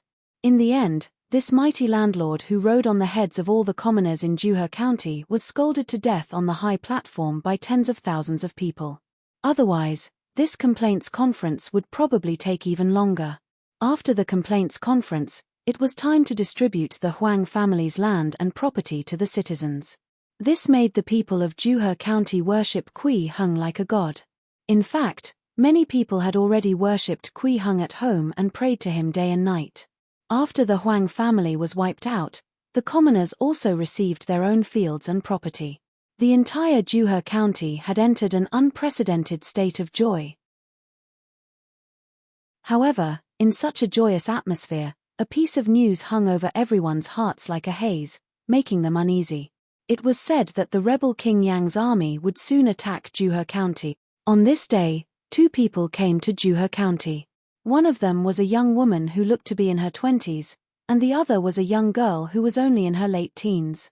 They were both disciples of the Yuhua Sword Pavilion, a large sect in Lu County. The girl had picturesque features and was wearing a yellow dress. She was petite, beautiful, and lively. Her bright and lively eyes looked around curiously. When she saw the stalls selling snacks on the street, she could not help but stop. "Senior sister, this Juhe County is so lively and smells so good." She gently tugged at the corner of the young woman's clothes and asked softly, "Didn't you say that there's a scary landlord here and that the commoners are living in hell?" The young woman had soft facial features and a bright and beautiful appearance. Her temperament was dignified and steady. She was tall and wore a plain white dress, giving off a scholarly feeling. "It's indeed different from what we knew before." She was also surprised to see the situation in Juhe County. She frowned slightly and thought, "It seems that there are some changes we don't know about.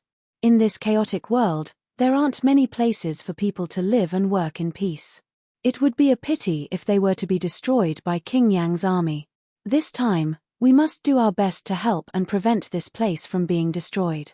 3. "Shall we go to look for the county magistrate now?" the girl asked, but her eyes were still fixed on the roadside snacks.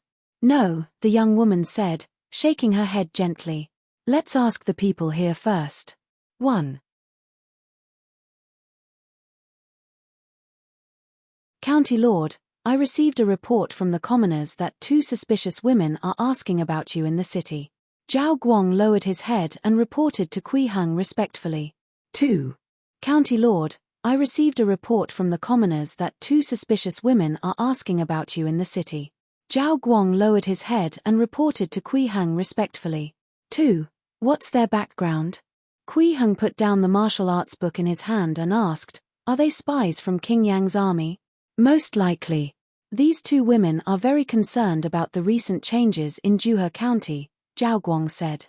"But we won't know for sure until Wuxia investigates." "All right." Kui Heng nodded slightly and smiled. "Actually, there's no need to be too nervous. It's just some rebels. Perhaps those 2 have just heard some rumors about Juhe County and are curious about why there's such a huge change." Some rebels. That was King Yang, who had hundreds of thousands of troops. Just the vanguard troops that Yang Sheng had mentioned previously numbered in the tens of thousands. Zhao Guang did not know how to answer. Although Kui Heng was already an immortal in his heart, he had never heard of an immortal who could defeat an army of hundreds of thousands. However, Kui Heng clearly looked confident, so he did not dare to say anything else. At that moment, Wuxia walked in. "County Lord, we've already found out the identities of those 2 suspicious women," Monk Wuxia said respectfully. "These 2 are the disciples of Elder Shu Bailu of the Yuhua Sword Pavilion. The slightly older woman is called Fang Minute, and the younger one is called Jude Saiwei. I saw them 6 years ago at the Martial Arts Alliance at Green Cliff Mountain." Yuhua Sword Pavilion? Zhao Guang was surprised. That is the #1 sect in Lu County, and also the strongest sword sect in Fengju. Yes, the Yuhua Sword Pavilion is one of the 9 swords of the world. Their legacy has been passed down for 1,000 years and they have a deep foundation. Monk Wuxia nodded and said, "Shu Bailu was already a grandmaster in the profound Gate Realm 6 years ago. She is extremely powerful and hates war. When I was in King Yang's army, I heard Yang Sheng and the other generals repeatedly preach that the Yuhua Sword Pavilion is the #1 obstacle to occupying Fengju. This Fang Minute and Jude Saiwei might have come under the orders of their master to help Juhe County resist the war." Resisting the disaster of war. Zhao Guang was quite surprised and asked curiously, "How can they resist it? That's an army of hundreds of thousands. Even if their masters come, it won't help. It's nothing more than negotiating with chips." Monk Wuxia knew a lot about the way martial arts sects conducted themselves. He explained, "For the Yuhua Sword Pavilion to be ranked as one of the 9 swords of the world, it means that there must be a top martial artist in the sect who has cultivated to inner world. Although the top experts are still no match for the hundreds of thousands of troops, and they might not be able to kill King Yang under the protection of the Lotus Flower Monastery and Grand Prosperity Monastery, they can still attack King Yang's backyard and force them to return to save their base. With this as a bargaining chip, it's indeed possible for King Yang to let Juhe County go." Zhao Guang became excited when he heard this and said to Kui Heng, Congratulations, County Lord. Juhe County can avoid war. This is indeed a good thing. Kui Heng smiled and did not comment further. 8. Juhe County's location was extremely important. It was related to King Yang's army's upcoming military plans. It would not be so easy for them to let Juhe County off. Moreover, Yang Sheng had seen him attack before. If King Yang's army still came to attack Juhe County, they would definitely be prepared for the safety of the rear. Monk Wuxia couldn't help but roll his eyes and remind him, Minister Zhao, with the county lord around, Juhe County will definitely be safe. He had seen how powerful Kui Heng was. That was a great divine being that completely surpassed all techniques in the human world. Not to mention anything else, just that small ball of flames was enough to collapse King Yang army. County Lord, please forgive me. Zhao Guang realized that there was something wrong with his words and quickly bowed and apologized. It doesn't matter. You're only thinking of Juhe County. Kui Heng waved his hand, not caring about this.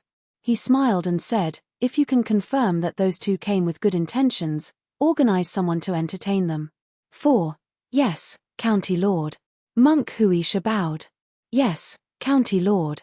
Zhao Guang immediately agreed. Actually, it was normal for him not to know how powerful Kui Heng was. Although he had been robbing tombs for many years and had practiced some martial arts, he had only reached the level of internal nurturing. He had not even cultivated to qi sensing, so he naturally had an instinctive fear of an army of hundreds of thousands. Moreover, he had never seen Kui Heng ignite the flames. Fang Minute was very surprised right now. She hadn't expected the county office to come knocking on her door after only half a day of asking around.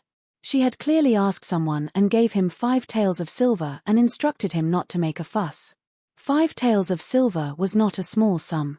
It was the income of most ordinary farmers for half a year. However, she did not feel the slightest displeasure.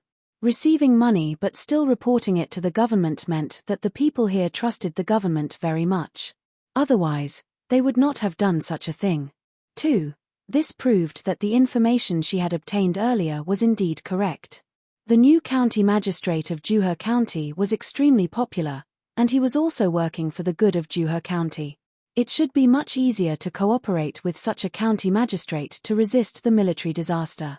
But then something even more unexpected happened. Her and her junior sister's identities had been exposed. The head of the constable officers who had brought them over directly called out their names. His footsteps are steady and his aura is deep. This person's martial cultivation is extraordinary. Perhaps he has already reached the qi condensation realm. Fang Minute sized up Monk Wuxia, who was disguised as the head of the constables. She was very surprised. Such an expert is actually the head of the constables in the small Juhe County. She keenly realized that Juhe County was definitely not simple. The new county magistrate of Juhe County was definitely not ordinary either. This made her feel inexplicably flustered. The feeling came from the uncertainty of the unknown. Fang Minute looked at Ju Tsaiwei beside her and realized that this girl was focused on eating candied haws. She still looked carefree, so she could not help but sigh. 3. Fortunately, this girl was extremely talented and had superb martial arts skills. Otherwise, she would have been deceived countless times by that distracted look. Officer, are we going to see the county magistrate? Fang Minute asked tentatively. No. Monk Wuxia's attitude was extremely cold as he said indifferently, the county magistrate is busy and doesn't have time to receive the two of you today. However, Minister Zhao has already found a place for you as a temporary residence. The county magistrate should receive you tomorrow. Kui Heng really did not have the time.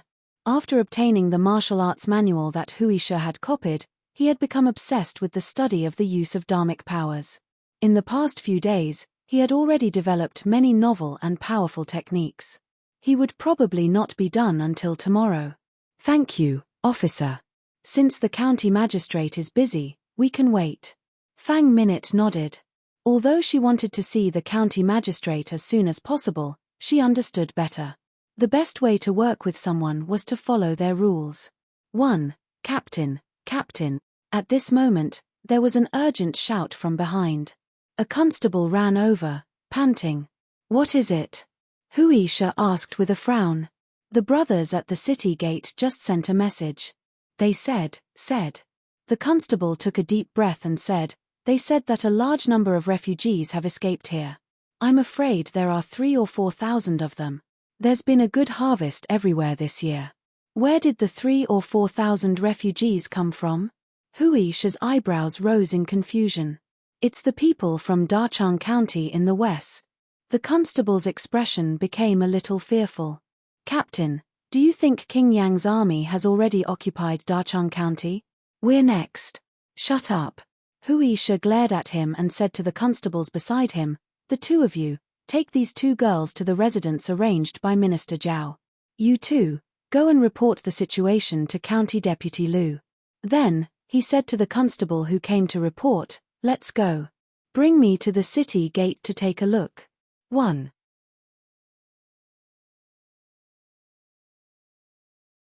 The territory of the Great Jin was divided into 3 districts. The territory of the Great Jin was divided into 3 districts. As there were often refugees causing trouble, in order to prevent martial artists from acting recklessly, there were soldiers stationed in every district. Zhuhe County naturally had some too. However, most of the land and resources in the county were controlled by the Huang family, so there were not many soldiers, only less than 200. If they encountered a war, they would have to recruit civilians or train a militia. Now, the less than 200 soldiers were all handed over to monk Wuxia. When the soldiers above the city gates saw him arrive, they immediately stood up and bowed. All right. Wuxia nodded and stepped forward to the parapet. He looked out of the city and frowned. There are so many refugees. Zhuhe County was adjacent to the Hong River, and the overall terrain was rather flat. In front of the city gate, there was a flat plain with many houses and farmland further away. It looked like a small town. All of this was actually because the Huang family had been too oppressive previously. Many commoners had no place to stay in the city and could only move out of the city to build houses and reclaim some barren fields to barely survive. Please keep reading on Wuxia World. EU. However, after Kui Heng gave the order to distribute the Huang family's farmland and property back to the commoners in the small town outside the city moved back to the city. Since a few days ago, no one lived in these houses. Now, it was occupied by the refugees who had fled here. Looking at the number of refugees, there were really 3,000 to 4,000 people. Lieutenant Chen, what do you think we should do? A soldier guarding the city came over and asked Monk Wuxia. Monk Wuxia's surname was Chen, and his identity in Zhuhe County was called Chen Hui. As for this lieutenant, it was a respectful title for his identity. The commander of a county army could be called a county lieutenant. Although Monk Wuxia did not have this position, he was actually already leading troops. It was normal for the soldiers under him to call him Lieutenant Chen. And the constables who followed him would still call him captain. Get 10 people ready, Wuxia said in a low voice. When the county lord's notice arrives, follow me out of the city. Yes. The soldier nodded immediately. Zhao Gaodan was curled up in a dilapidated house outside Zhuhe County City, his eyes fixed on the steaming pot in front of him. He kept swallowing his saliva. Although it was only some wild vegetables he had found from the farmland, it still made his mouth water. He had not eaten for 2 days and was extremely hungry. A 15-year-old young man was still a growing youth. He could not withstand hunger at all.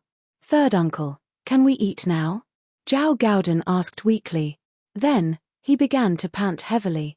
Just saying these words made him feel like he had used up all his strength. He was too hungry. Just wait a little longer. Third uncle was a middle-aged man in his 40s. He was tall, but he looked very weak. At this moment, he was also staring at the wild vegetable soup in the pot and kept swallowing his saliva. The wild vegetables must be boiled until it's soft. Otherwise, if we eat it and our stomach hurts, we'll lose our life. After a long while. All right, it should be done. Third uncle's eyes lit up. He hurriedly scooped a bowl of soup from the pot into a broken bowl, blew on it a few times, and handed it to Zhao Gaodan. Drink, drink. All right, third uncle, you drink it too. Wow, it's so hot. Zhao Gaodan picked up the bowl and drank it. He cried out loudly from the heat, but he only blew a few more breaths symbolically before drinking it again. He was really hungry. It was clearly just a bowl of soup made with rotten wild vegetables, but it made him feel like he was eating delicacies. Third uncle, this is for you. Drink it. Zhao Gaodan handed the broken bowl to third uncle. The two of them only managed to snatch a single broken bowl. They could only take turns drinking the soup. Haha, at least you have a conscience. Third uncle laughed heartily and scooped another bowl of soup for himself. When the hot soup entered his mouth, his grayish-white face finally revealed a satisfied smile. Third uncle, do you think the county magistrate here will take us in? Zhao Gaodan regained some energy and began to look forward to the future. Will he give us a bite to eat? I'm afraid not. Third uncle shook his head and scooped another bowl of soup for Zhao Gaodan. He sighed and said, our Dachang County has been breached by those Yang dogs. Next is Juhe County. Moreover, Juhe County is adjacent to the Hong River. It's definitely a place that the Yang dogs must take. To this county magistrate, every portion of food is a source of confidence to resist the Yang dogs. It's impossible for him to give it to us refugees. To a certain extent, the defense of a city was a fight for food reserves. Those Yang dogs need to die. Zhao Gaodan gritted his teeth and said fiercely, if I can become stronger one day, I must kill those Yang dogs with my own hands and avenge father, mother, my brothers, sisters, and uncle. As King Yang's army had encountered tenacious resistance in Dachang County, he carried out a massacre after the city was breached. Not only were the county government and the garrison troops killed, but the people were also robbed, killed, and raped. There were no evil deeds that the invaders did not dare to do. The county city of Dachang almost became a living hell. Zhao Gaodan's father was beheaded by King Yang's army in front of him. His mother could not stand the humiliation and smashed her head against the wall before dying. If third uncle hadn't arrived in time, even he would have been killed. In the end, only he and third uncle were left in Zhao Gaodan's family. They risked their lives to escape from the city. Those Yang dogs had committed too many evil deeds. They will definitely die. Third uncle also cursed, but after cursing, he sighed and said with a bitter smile, I don't know how many days we have left.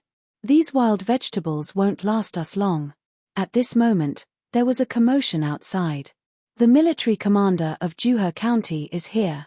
Everyone, come out quickly. Someone was shouting outside. Third uncle and Zhao Gaodan looked at each other and could not help but feel flustered. Could it be that the county magistrate had sent troops to chase them away? The two of them hesitated for a moment before going out. No matter what they were going to face, it was the best choice to stick together with the others. Zhao Gaodan followed third uncle and blended into the crowd. He tiptoed and looked ahead. A military official in refined iron armor arrived with 10 soldiers. This military official had a burly figure and his gaze was as sharp as lightning.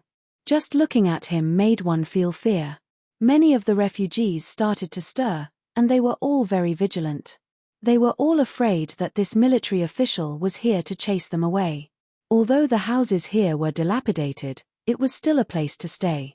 There were also farmlands which they could use to grow some food to survive. If they left this place, they would probably die in a few days. After all, no one wanted to die. Everyone, don't worry, there's no need to be afraid. At this moment, Zhao Gaodan heard the leading military officer shout. His voice wasn't very loud, but it was clear. County Lord is merciful. Not only did he allow you to continue living here, but he also agreed to open the warehouse to release food to help you. The County Lord also promised that if King Yang's army attacked, he would let you enter the city to take refuge and not let you suffer any more disasters. Remember, this is all a favor from the County Lord. Boom. The crowd of refugees immediately erupted with noise, and everyone's faces revealed expressions of disbelief. Then, they became ecstatic. 3,000 to 4,000 people knelt down one after another and kowtowed in the direction of the county city.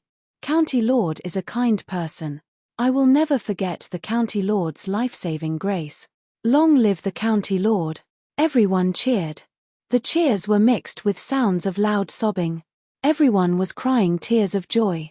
Zhao Gaodan also cheered in the crowd. He also fell into ecstasy and branded the grace of the county magistrate of Juhe County in his heart. This was a life-saving favor.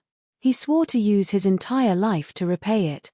In a courtyard in the city, Fang Minute had just settled down with Ju Saiwei when she heard the news that the county magistrate was going to open the granary to relieve the refugees outside the city. This shocked her, and she even found it difficult to understand. Hence, she found Zhao Guang and asked, "Minister Zhao, are the rumors outside true? The county lord is going to open up the granary to relieve the refugees?" "That's right." Zhao Guang nodded and smiled.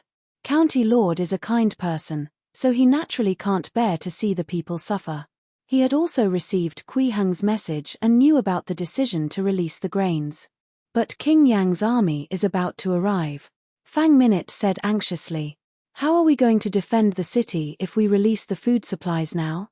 If we persist for too short a time, I'm afraid we won't even have a chance to negotiate. At that time, the entire city's citizens will suffer a calamity. Even a top expert would need time to encircle around and attack King Yang's rear. This operation required Juhe County to defend for a period of time. Senior sister, I heard that there are 3,000 to 4,000 refugees outside." Ju Saiwei suddenly said, "If the county lord doesn't release the food supplies, they will all starve to death." "That's true, but," Fang Minute hesitated. She didn't know what to do in this situation. "This county lord is very smart." Ju Saiwei smiled faintly and said, "I think since he has decided to do this, he must have already prepared a backup plan. He will definitely not let the city defense lack food." "Junior sister, you're actually so confident?" Fang Minute asked in surprise. "Senior sister, have you forgotten?" Ju Saiwei said with a smile, "When we were asking around earlier, you were shocked when you heard about the county lord's various actions. Such a powerful person will definitely consider all aspects, right?" Fang Minute fell silent when she heard this. Then, she bowed and apologized to Zhao Guang. "Minister Zhao, I was a little anxious just now and was disrespectful to the county lord. Please forgive me. Actually, county lord has already expected you to feel anxious." Zhao Guang smiled and said, "County lord has already told me that if you have any doubts, you can ask him personally tomorrow." Fang Minute was stunned when she heard this. She couldn't help but exclaim, "County lord's foresight is like a god." 2. In the Juhe County office, Lu Zhangming looked at the granary ledger in his hand with a bitter expression and said with an ugly smile, "County lord, there's not much food left in the official granary at all. It's completely not enough to support 3,000 to 4,000 people. The food that they had seized from the Huang family were basically all distributed to the commoners. The granary's stock did not increase much, and it was still at its original level. Don't be anxious. Bring me to the granary to take a look." Kui Heng stood up from his seat and smiled. "As long as there's a grain of rice, it can fill the granary and feed the masses." 1.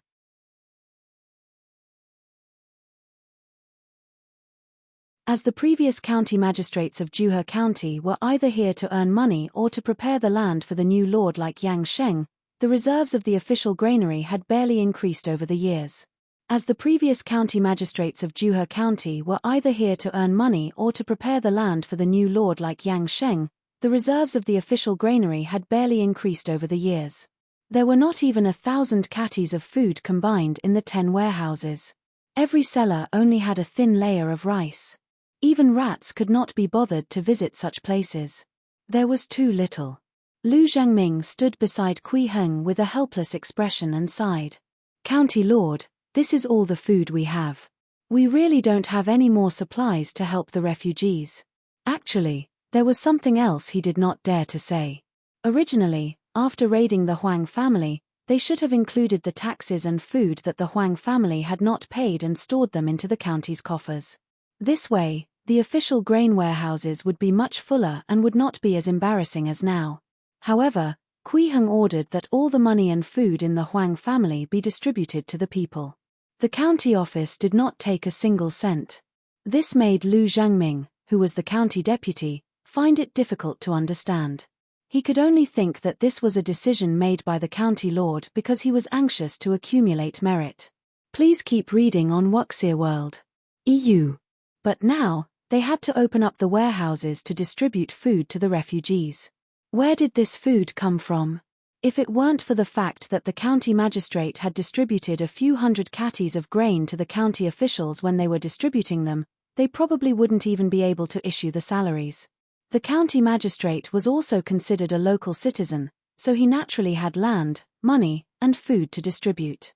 After obtaining a large amount of land and food, he had almost no requirements for his salary in a short period of time. It's enough. Kui Heng was still smiling. He raised his right hand and pointed at the old grains in the cellar. Rise. Before he could finish his sentence, countless grains of rice and wheat flew up from the cellar and floated in the air. Lu Zhengming was dumbfounded to see that in the sky above the cellar, green light actually lit up around the food. These lights were full of vitality.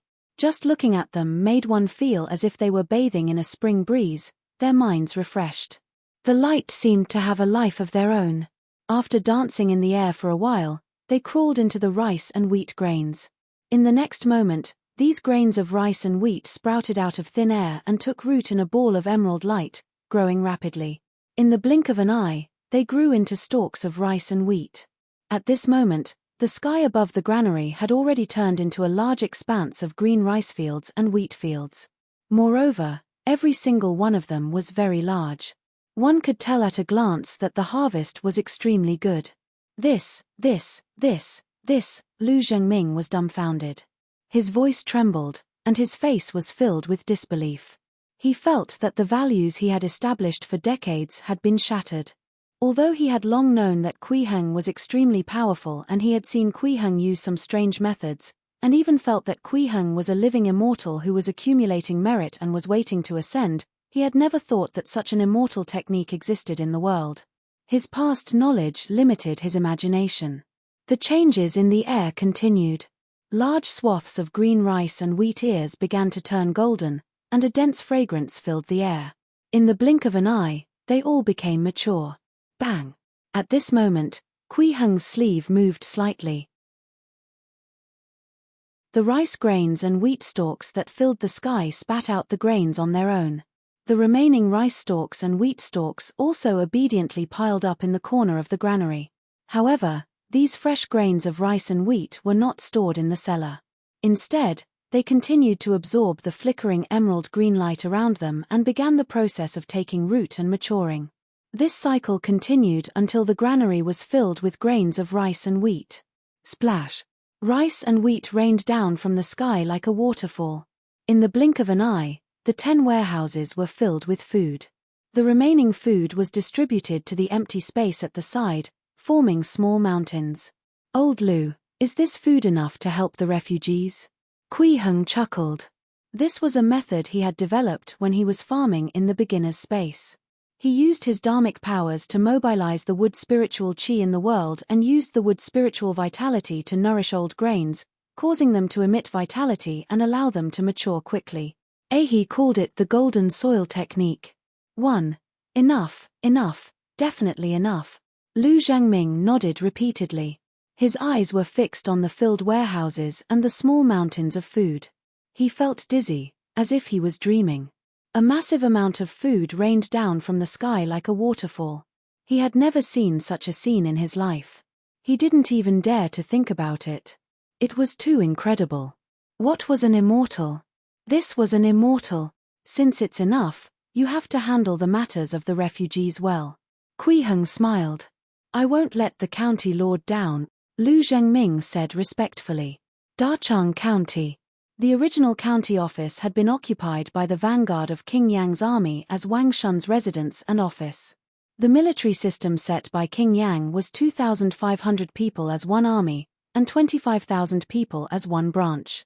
This time, they sent out a total of 50,000 people to the left and right sides of Lu County. The 2 branch commanders led their troops and appointed Anbei General Wang Shun as the commander-in-chief.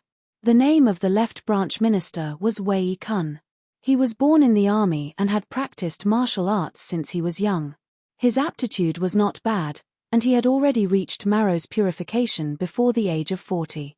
He could be considered a first-rate expert in the pugilistic world. The right branch minister was Yang Sheng. He was originally a general of the Great Jin dynasty and came from a family of military officials. Moreover, he was extremely talented. He was already a qi condensation grandmaster in his early 40s. However, because he was a surrendered general, he had never been placed in an important position. Previously, he had recommended himself to be the county magistrate of Juhe County to welcome the Supreme Master because he wanted to obtain the attention of King Yang. However, in the end, he crippled his own cultivation and fled back in defeat, causing all his previous efforts to be in vain. Fortunately, the Zen master of Grand Prosperity Monastery had helped him recover his martial cultivation. Coupled with the fact that he was very familiar with Juhe County, King Yang allowed him to redeem himself by appointing him as the right branch minister and let him lead an army to attack Juhe County. However, Yang Sheng had already failed once, so he could only submit to Wei Kun, who was at the Marrow's purification realm, and be the right branch minister. At this moment, in the Dachang County office, Wang Shun sat at the top, while Wei Kun and Yang Sheng sat on his left and right. They were discussing the strategy to attack Juhe County. They had just received news from the spies that the county magistrate of Juhe County had actually taken in the refugees who had escaped and even opened up a warehouse to provide food for them. Ha ha ha, is this county magistrate of Juhe County crazy? Wei Kun had a rough personality. When he heard this news, he immediately laughed out loud. I think Juhe County will be destroyed by that county magistrate soon. In a few days, our army will definitely win. Not necessarily. Although that county magistrate is young, his martial cultivation is extraordinary and his methods are unimaginable. He's definitely not an ordinary person. Yang Sheng shook his head and said cautiously, I suggest we continue to send spies to investigate the details. Cabinet Master Yang, I think you're scared out of your wits by that little county magistrate. Wei Kun sneered. All along the way, you kept saying that that little county magistrate is extraordinary. Aren't you just trying to find an excuse for your previous defeat?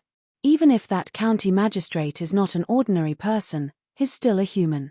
Under the siege of our 2 armies and 50,000 people, even if he's an immortal, he will still be chopped into meat paste by us. What are you afraid of? Vulgar and boorish man, you're underestimating the enemy. Yang Sheng shouted in a low voice. I'm doing this for the safety of the army and for the sake of His Majesty, the King of Yang. Haha, this is coming from a surrendered general of Great Jin, Wei Kun mocked. Enough.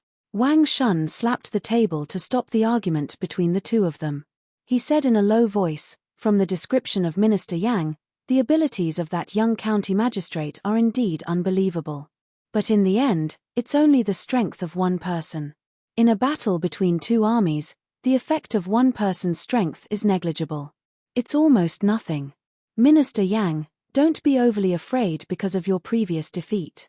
Yang Sheng wanted to explain, but Wang Shun raised his hand and interrupted him. Let me finish. Wang Shun frowned and said to Wei Kun, Cabinet Lord Wei, you have your faults too. Even if our army can take Juhe County easily, you can't let your guard down. It's a taboo to underestimate the enemy. Yes, Branch Lord. Wei Kun nodded, but he was happy in his heart. Wang Shun seemed to be talking about the two of them, but he was actually still suppressing Yang Sheng. Since we've already decided, the two of you should stop arguing. Wang Shun stood up and swept his gaze across the two of them. He said in a low voice, Next, prepare the army. In 5 days, the army will march on Juhe. This lord wants to sit in the government office of Juhe County in half a day.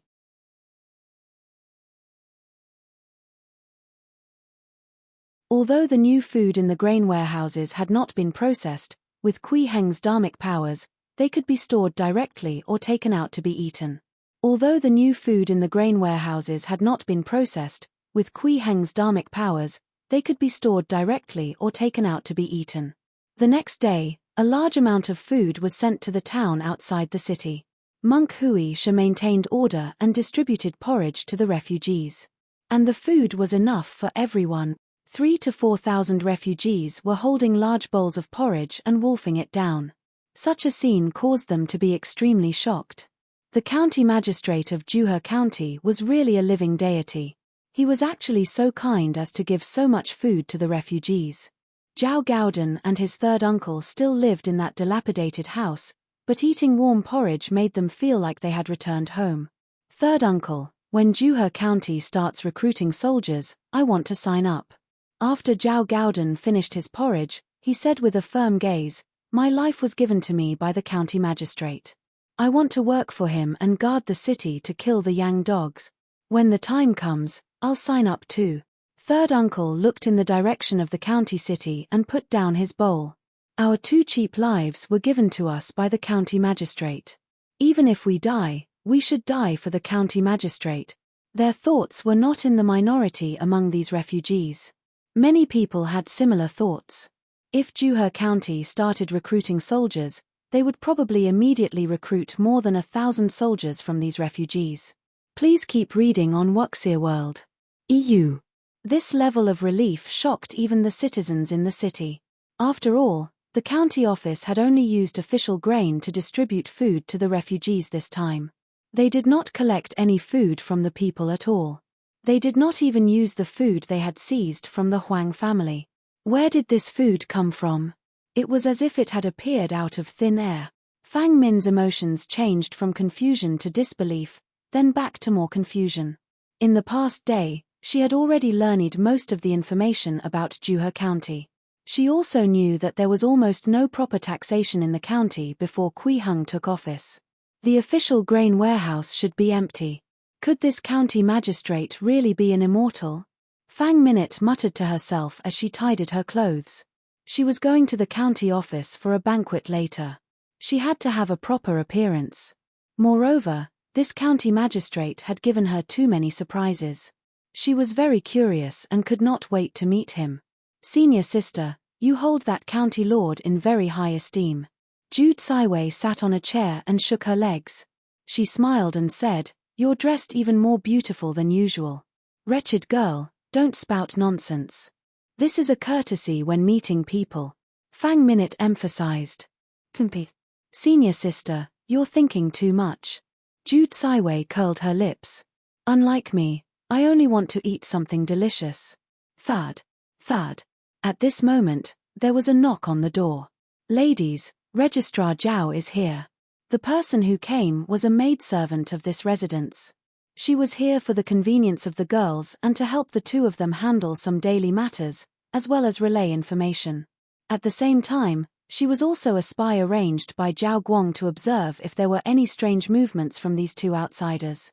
"Okay, we'll go over now." Fang Minute nodded and said. Under Zhao Guang's lead, Fang Minute and Jude Saiwei arrived at the backyard of the county office. This was the residence of the county magistrate, so there was naturally a hall for entertaining guests. After walking down a long corridor, the 2 of them saw Kui Heng sitting in the hall. He had a handsome face and wore a green robe. His temperament was ethereal, like an immortal who had descended from the sky to the mortal world, giving off an indescribable feeling. Fang Minute was stunned on the spot as she looked at Kui Heng in shock. She had never seen such an outstanding-looking man. Even a young lady like Jude Saiwei, who was only focused on delicious food, looked at Kui Heng in a daze. Her bright eyes were wide open, and her red lips parted as she said in surprise, "County Lord, you're really handsome." Although this girl was already 18 years old, she had grown up on the mountains and had almost no contact with outsiders. Her personality was straightforward. Fang Minute was woken up by her words, and her face immediately turned red. She hurriedly pulled Jude Saiwei and bowed. "Disciple of the Yuhua Sword Pavilion, Fang Minute, greets the county lord." As she spoke, she even kicked Jude Saiwei lightly. Oh. Jude Saiwei hurriedly bowed as well. "Disciple of the Yuhua Sword Pavilion, Jude Saiwei, greets the county lord." There's no need for formalities. Kui Heng held back his laughter and waved his hand lightly. "Please take a seat." The 2 of them hurriedly thanked him and sat down. The banquet today was not too sumptuous, but the dishes were all specialty dishes from Juhe County. There was golden braised chicken, pickled pork, sweet and sour carp, sour and spicy cabbage.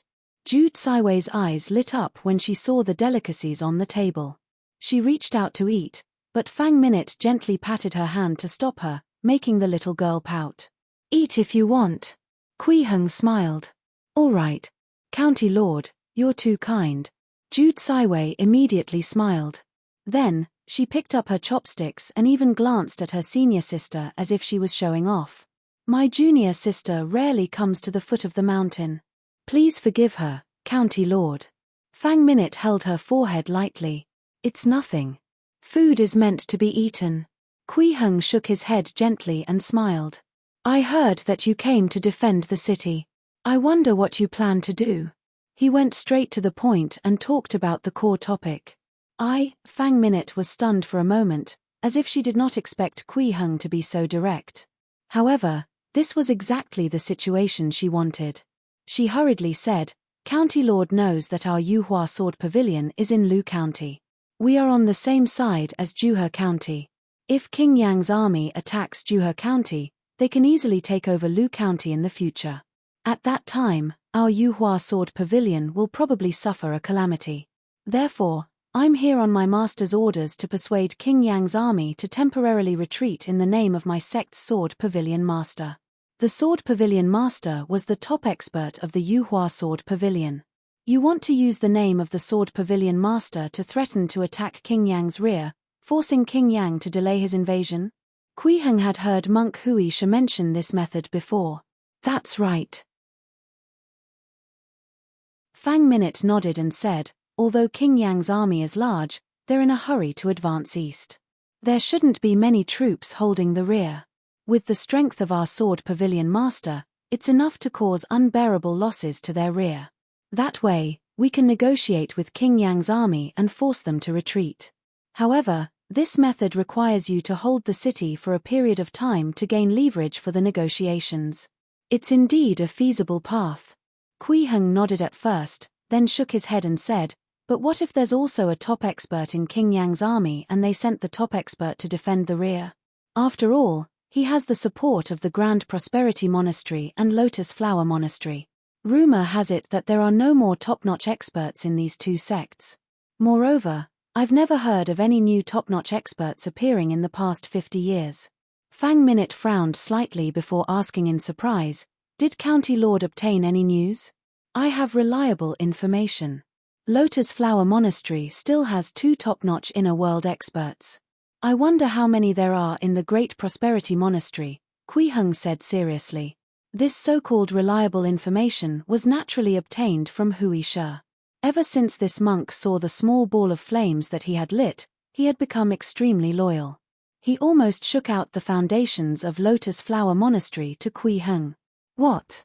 Fang Min's expression changed drastically as she said in shock, "County Lord, are you serious?" "Absolutely."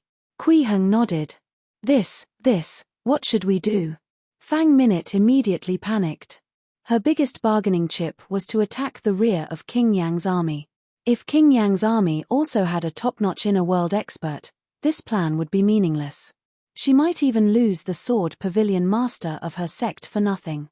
"County Lord, you don't seem to be panicking at all." At this moment, Jude Saiwei, who was focused on eating, suddenly raised her head. "Do you have a perfect way to defeat the enemy?" Fang Minute was stunned when she heard this. She looked at her junior sister in surprise. Why did she feel that this girl had become much smarter after leaving the mountain? "Make a guess." Kui Heng chuckled. "Oh, I can't guess." Jude Saiwei wiped her oily mouth and said with a smile, "I just have a feeling." "Oh." Kui Heng's eyes narrowed slightly. From his perspective, he saw a strong green light surging from Jude Saiwei's body. This was the color of fear. The smile on her face was actually hiding the extreme fear in her heart. 1.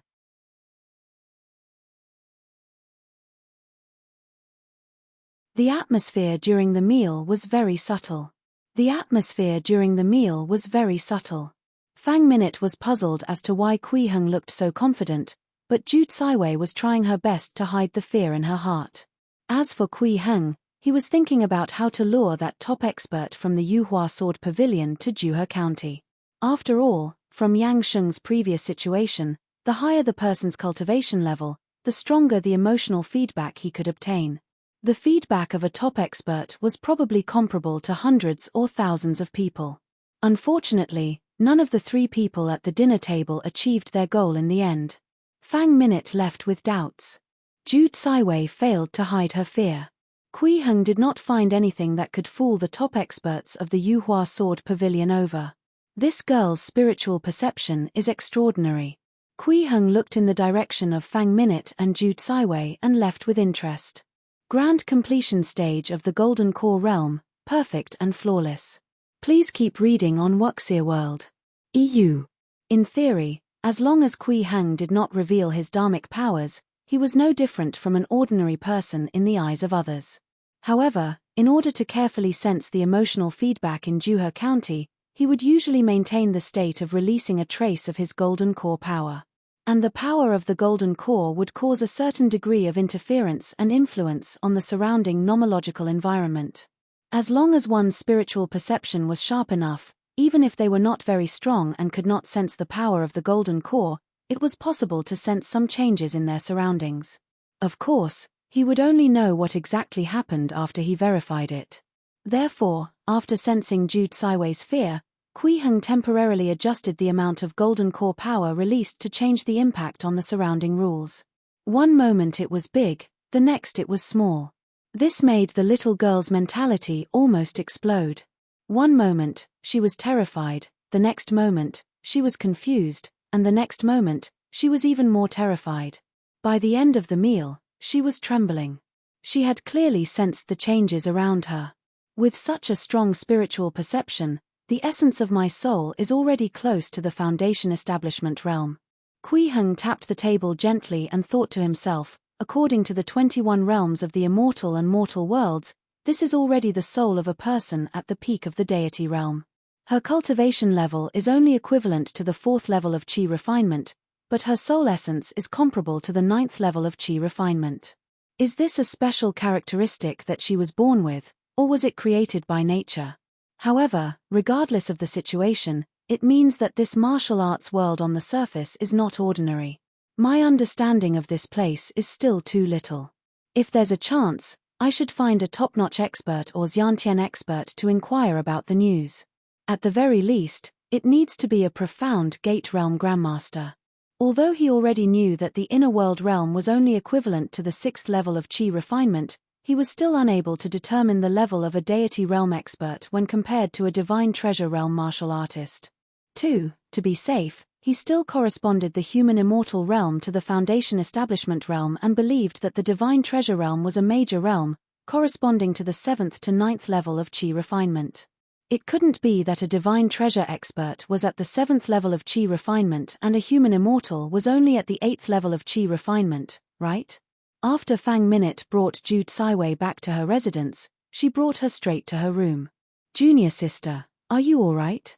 Fang Minute looked at Ju Caiwei, who seemed to be in a state of shock. She patted her back gently and said gently, "Are you afraid?" "Yes." Ju Caiwei nodded timidly, her eyes sparkling with tears. She whispered, "Senior sister, can we go back? It's so scary here." "Junior sister, what's going on? Is it that county magistrate?" Fang Minute frowned. But he didn't do anything. He really didn't do anything, but he kept changing in size, making me feel so uncomfortable and scared. Ju Caiwei stomped her feet and said incoherently, "2. Junior sister, what are you talking about?" Fang Minute was confused. The feeling that the county magistrate gave me was like facing the vast sky. It made me feel extremely small. Ju Caiwei barely managed to organize her words and her emotions calmed down slightly. It's a feeling that's countless times stronger than Elder Sword Pavilion Master. How is this possible? Fang Minute understood this time, but she didn't believe it at all. The inner world realm is already the pinnacle of the martial world. It's impossible for there to be a stronger expert. Although it's said that there's a deity realm above the inner world realm, no one has seen it before, so it's not counted. Wasn't perfected Hengxia at the deity realm 200 years ago? Ju Caiwei retorted. Who can say for sure what happened so long ago? Moreover, the immortal Dawn sect has already sealed the mountain for 100 years. No one knows if this is true. Fang Minute shook her head gently. Senior sister, you don't love me anymore. Jude Saiwei used her trump card and pouted. I'm afraid that you'll still refute me. Fang Minute was instantly speechless. She could only hug Jude Saiwei gently in her arms and carefully stroke her back. She said gently, all right, senior sister won't refute you anymore. You're right. Yes, senior sister is so good. Jude Saiwei nodded obediently, and her tone softened a lot. Or maybe I was wrong. Although I've been able to sense the strength of others since I was young, there are times when I make mistakes. Moreover, what senior sister said makes sense. The inner world is already the pinnacle of the martial world. The deity realm is more like a legendary existence. It's illusory and ephemeral. It's unlikely that there's someone in this world who's countless times stronger than Elder Sword Pavilion Master. I was wrong too. I didn't understand your feelings. Fang Minute comforted Jude Saiwei gently and smiled. Junior sister, I have another piece of good news for you. What good news? Jude Saiwei's eyes lit up as she got up from Fang Min's soft embrace and asked expectantly. Master is worried about us. In a few days, she will personally come over to hold down the fort and negotiate with King Yang's army, Fang Minute said seriously. Although there might already be top experts in King Yang's army, in order to protect this place where the people can live and work in peace, we have to give it a try. That's great. I'm relieved to have Master around. Jude Saiwei was pleasantly surprised. Then, she looked in the direction of the county office. Actually, I still think that as long as that county magistrate is around, he will definitely be able to make King Yang's army retreat. Yes, I hope so. Fang Minute nodded. 3 days later. In Dachang County, a total of 50,000 troops were already prepared in front of the city gate. After hearing that Juhe County had opened its warehouses for 4 consecutive days to relieve the refugees, Wang Shun finally could not suppress his excitement and decided to send troops east. They had to take down Juhe County in half a day. Brothers, the tyrant Jin is lawless, and the people of the world are in dire straits. His Highness, the King of Yang, raised the flag of righteousness to save the people from danger. Wang Shun stood in front of the entire army and said loudly, after this matter is done, you and I will all be meritorious people, and we will be great contributors to rebuilding the world. We will be conferred titles of Duke and Marquises. Follow me east and attack Juhe County. March east into Juhe, Dukes and Marquises. March east into Juhe, Dukes and Marquises.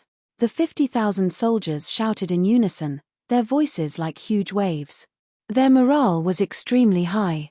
Other than Yang Sheng, everyone felt that they would definitely win this battle. A small Juhe County wanted to resist an army of 50,000. It was just like a mantis trying to stop a chariot.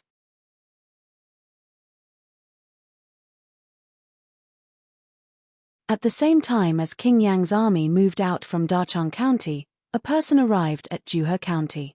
At the same time as King Yang's army moved out from Dachang County, a person arrived at Juhe County. Shu Bailu was a Daoist nun who looked to be in her early 30s. She wore a light green Daoist robe with white deer patterns embroidered on it. She wore a lotus flower crown and carried a long sword on her back. She looked valiant and heroic. Her appearance was extremely beautiful, and she could be said to be capable of causing the downfall of a country. Her skin was as fair as jade, and her facial features were perfectly matched. Especially her eyes, they were abnormally bright, and her eyelashes were thin and long. She gave off a beautiful and otherworldly feeling, but at the same time, she also looked a little charming. However, Shu Bailu's great reputation in the pugilistic world was not only because of her beauty, but also because of her own strength. She was an elder of the Yuhua Sword Pavilion, a grandmaster at the peak of the profound Gate realm. She was only half a step away from the Xiantian realm and could be considered a top expert in the world. She was known as the Absolute Sword. Such figures usually had extremely strong personal will. Therefore, The first thing Xu Bailu did when she came to Juhe County was to head straight to the county office despite Fang Minute and Ju Caiwei's dissuasion. She wanted to see Kui Heng. Master, you can't. Ju Caiwei stood in front of Xu Bailu. County Lord Kui is the main official here. If you rush into the county office like this, there will only be conflict. Please keep reading on Wuxia World. EU. If I don't look for him, Juhe County will be sacrificed by him. Xu Bailu sneered. The entire city has less than 300 soldiers, and there's no plan to recruit troops. How does this look like a city defense? This, Fang Minute also persuaded at the side, perhaps he's waiting for Master to come and take charge. You can just negotiate with King Yang's army after you come. There's no need to. The negotiation also requires them to buy time by defending the city. Xu Bailu raised her hand to interrupt her and said in a low voice, I'll go see this county magistrate now and take over all the matters here. We have to mobilize the manpower we can use to defend the city as soon as possible so that we can negotiate. She stopped suddenly, her ears twitching as she frowned. Is that the sound of the gates opening? Then, Xu Bailu rushed out of the residence. Master! Master! Fang Minute and Ju Caiwei hurriedly followed. At this moment, the door to Juhe County City opened. This was because the sentries in front had already detected the movements of King Yang's army in Dachang County. Soon, an army would arrive. Hence, Kui Heng ordered Monk Huishe to lead the soldiers to organize and lead the refugees into the city to seek refuge. Xu Bailu happened to see this scene. She was stunned. Especially after seeing the smiles on the faces of the refugees, Xu Bailu sneered and said, Looks like County Magistrate Kui still has some conscience. He knows to let the refugees enter the city to avoid the ravages of war outside the city. Master, County Lord Kui has already decided on this. Ju Caiwei realized that her master's attitude seemed to have softened a little, so she smiled and said, County Lord Kui is actually very benevolent. He will never surrender and give up the city. The surrender of the city meant that the people of the county would be at the mercy of King Yang's army. After all, in this era, there was no such thing as marching without plundering. Prohibiting raiding would not allow the soldiers to release their desires, and the army could not be motivated and mobilized. It was impossible for a merciful person to do such a thing. Just because he's kind doesn't mean that he's not naive. Xu Bailu shook her head and said, Perhaps he's thinking that as long as he surrenders and offers up the city, he can save the people in the city from war. However, King Yang's army is tyrannical. Along the way, they plundered countless people. None of the local officials survived. The local citizens will also be robbed and humiliated. Even if they surrender, there won't be any good results. At this moment, a youth who had just walked past them suddenly turned around and ran back. He raised his hand and pointed at Xu Bailu with a fierce gaze. He gritted his teeth and said, What did you just say? You actually slandered the county lord, saying that he would surrender and offer up the city. The county lord is a great person. How could he offer up the city? It was Zhao Gaodan, who had just entered the city. At this moment, third uncle also followed over. He tugged at Zhao Gaodan and said in a low voice, Gaodan, this person's identity is not ordinary. We just entered the city, so don't cause trouble. No. My life was given to me by the county lord. How can I ignore her slander? Zhao Gaodan stood still and stared at Xu Bailu. Listen, we all escaped from Dachang County. The county head knows very well what kind of people the Yang dogs are. It's impossible for him to surrender. I will also risk my life for the county lord. Even if I have to shed the last drop of my blood, I will never surrender to the Yang dogs. His words immediately resonated with countless refugees and they shouted loudly. We will shed the last drop of our blood for the county lord and never surrender to the Yang dogs. We will shed the last drop of our blood for the county lord and never surrender to the Yang dogs. The shouts of these refugees also infected the local soldiers and citizens in the city. Initially, they were still feeling fear because of the impending war, but now, they felt their blood boiling. At the same time, they also realized that the property and land they possessed now were all distributed by the county lord. If King Yang's army broke through the city, they would probably lose everything. We will shed the last drop of our blood for the county lord and never surrender to the Yang dogs. We will shed the last drop of our blood for the county lord and never surrender to the Yang dogs. For a moment, the voices in Juhe County City soared into the sky, and battle intent soared. This surprised Xu Bailu greatly.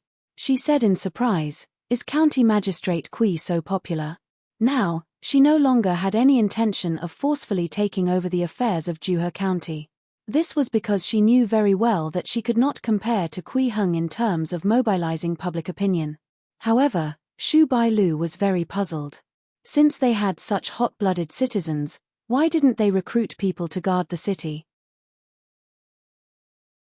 As long as they organized their men and defended for a period of time, it would definitely not be a problem to buy time for the negotiations. She suddenly had a strong curiosity about Kui Heng and wanted to find him to have a good chat and ask him what he was thinking. Bang! Bang! Bang! At this moment, everyone suddenly felt the ground under their feet tremble. Moreover, the trembling feeling was getting stronger and closer. It's the Yang dogs. The Yang army is here. This is the sound of their cavalry's hooves. A refugee from Dachang County exclaimed. This sound and vibration was the beginning of their nightmare. They would never forget it even if they died. When they heard this voice, many of the citizens who were still shouting hot-bloodedly immediately felt their bodies turn cold. Terrifying scenes flashed across their minds, and their bodies involuntarily trembled. Fear began to spread. At this moment, another cry came from ahead. The county lord has ascended the city gate. The county lord is going to personally defend the city. This news immediately caused a huge sensation. Folks, let's go. Let's go to the city gate and help the county lord defend the city and kill the Yang dogs. Someone shouted. Immediately, hundreds of people responded. Immediately, many refugees who had just entered the city to avoid the disaster followed. Even many of the citizens who had felt fear earlier gritted their teeth and followed. Zhao Gaodan was the first to follow. Third uncle followed without hesitation. Xu Bailu looked at the vast crowd and fell silent. After a while, she suddenly said to Fang Minute and Jude Saiwei, "Let's go over and see how County Lord Kui is going to defend the city." How did it feel to watch an army of 50,000 galloping towards them? Fear. Unprecedented fear. Including qi condensation realm experts like Lu Zhengming and Hui Shi, as well as all the soldiers who had climbed up the city wall to participate in the defense, they all felt a sense of fear from the bottom of their hearts. Facing an army of 50,000, a single person's strength was simply too insignificant. Whether it was qi condensation, qi transformation, profound gate, or even Xiantian grandmasters, in the face of absolute numbers, they were all not worth mentioning. As for the citizens who came to help defend the city, they climbed up the city wall under the lead of the soldiers. When they saw the scene of the 50,000 troops galloping over, they were so frightened that their legs went weak. Xu Bailu also brought Fang Minute and Jude Saiwei to the city wall. With Zhao Guang leading the way, they were not stopped. After seeing the situation on the city wall, she realized that she had been a little too optimistic earlier. Even if they really organized the entire city for defense, it would probably be useless. Faced with the attack of an army of 50,000, the people who were not professionally trained could not withstand the fear at all. How could they defend the city? They probably wouldn't even have a chance to negotiate. Xu Bailu looked at Kui Heng, who was standing at the front. Kui Heng's youth surprised Xu Bailu. What surprised her even more was that the county magistrate of Juhe County had a confident smile on his face. Where did he get his confidence from? Xu Bailu was puzzled. This was a sure-death situation. "County Lord, what should we do now?" Zhao Guang was the first to ask in a low voice. This question immediately attracted everyone's attention. Lu Zhangming and Monk Huisha also looked over. Although they had all seen Kui Heng's magical methods, especially Hui Shi, who had seen the power of Kui Heng's flames, they still wanted to know what Kui Heng wanted to do. After all, even though he knew in his heart, the pressure brought by the 50,000-strong army was indeed too oppressive. "Bring me a bowl of water," Kui Heng suddenly said to Zhao Guang. "Ah, okay. Zhao Guang hurriedly turned around to pour some water, but he was confused. not knowing what Kui Heng wanted to do. The others also looked confused. Clear water? What did he need water for at this time? 10,000 horses galloped and sand flew everywhere. At this moment, Wang Shun had already led the 50,000-strong army to a place less than 3 miles away from Juhe County. On his left and right were Wei Kun and Yang Sheng. Wang Shun looked at the city wall in front of him and laughed loudly. This city wall is actually so low. I'm afraid it's not even 20 feet tall. I have 50,000 brave and fierce men. I reckon it won't even take half a day. I can break through the city in 4 hours. Haha, you're too humble. Wei existed at the side and flattered. The spies have sent news that there are only about 200 soldiers in Juhe County. I feel that we would be able to break through the city in 2 hours. It's Kui Heng. He's on the city wall. He's personally here to defend the city. Yang Sheng's brows were furrowed deeply. He was out of place with the other two. Cabinet Lord, this person is extraordinary. We have to be careful, right? Wang Shun interrupted Yang Sheng with a cold smile and said disdainfully, I'm fucking tired of hearing it. It's really a waste to get Zen Master De Kong to help you recover your martial arts. A Grandmaster actually became a piece of trash who was scared out of his wits. You're not allowed to speak from now on. Just listen to my orders and fight. Cabinet Minister Yang, you're really, Wei Kun shook his head and smiled. Trash. You. Yang Sheng was flustered and exasperated. When he saw Kui Heng on the distant city wall, a strong sense of panic surfaced in his heart, as if a disaster was about to befall him. Brothers. Chard. Follow me to break through the city. Wang Shun had already shouted loudly and ordered the flag officer to give the signal for the entire army to charge. He wanted to break through the city gate in one go. On the city wall of Juhe County, when everyone saw the 50,000-strong army begin to charge, the panic and fear in their hearts instantly intensified. You can get ready to leave the city to capture prisoners. But at this moment, Kui Heng suddenly said something that no one could understand. However, they quickly understood. Kui Heng raised the bowl of water that he had just wanted and casually threw it into the sky. The sparkling water droplets scattered in the sky, but not a single one fell. They all flew into the sky and disappeared into the clouds as if they were guided by some strange force. At the same time, a violent wind suddenly blew outside Juhe County. Sand and stones flew, the sky darkened, and the sun and moon dimmed. Then, rumble. Lightning flashed, thunder rumbled, the sky shook, and torrential rain poured down. It was as if an apocalypse had descended on King Yang's army. You're tuning in to the Celestial War YouTube channel. Don't forget to subscribe and join us on this journey to catch the most captivating stories.